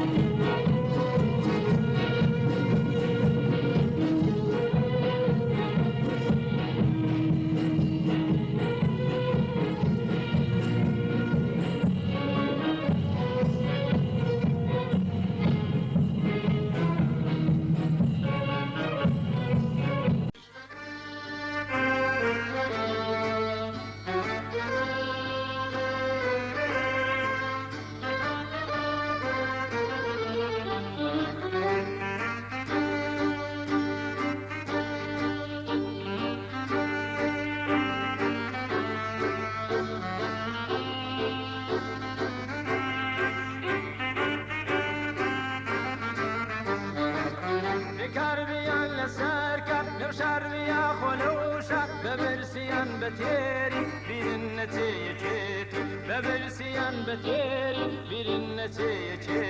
يا قلتو إلا بيبي أتاهز الزيادة يا قلتو إلا بيبي أتاهز الزيادة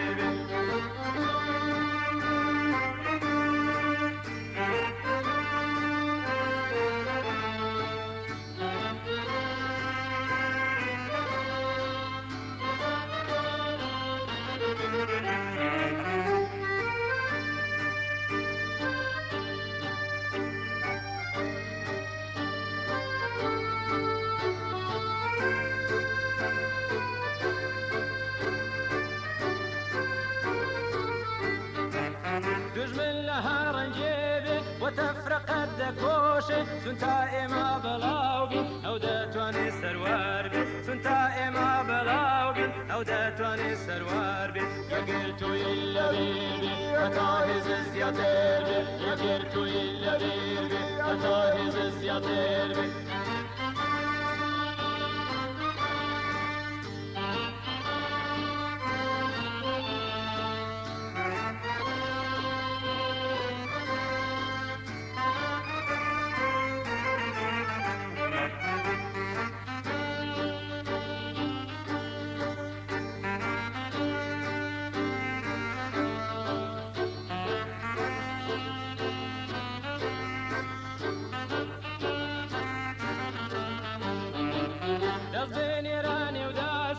مەبەستە تا مەبەستم وشار بە چاو هەڵێ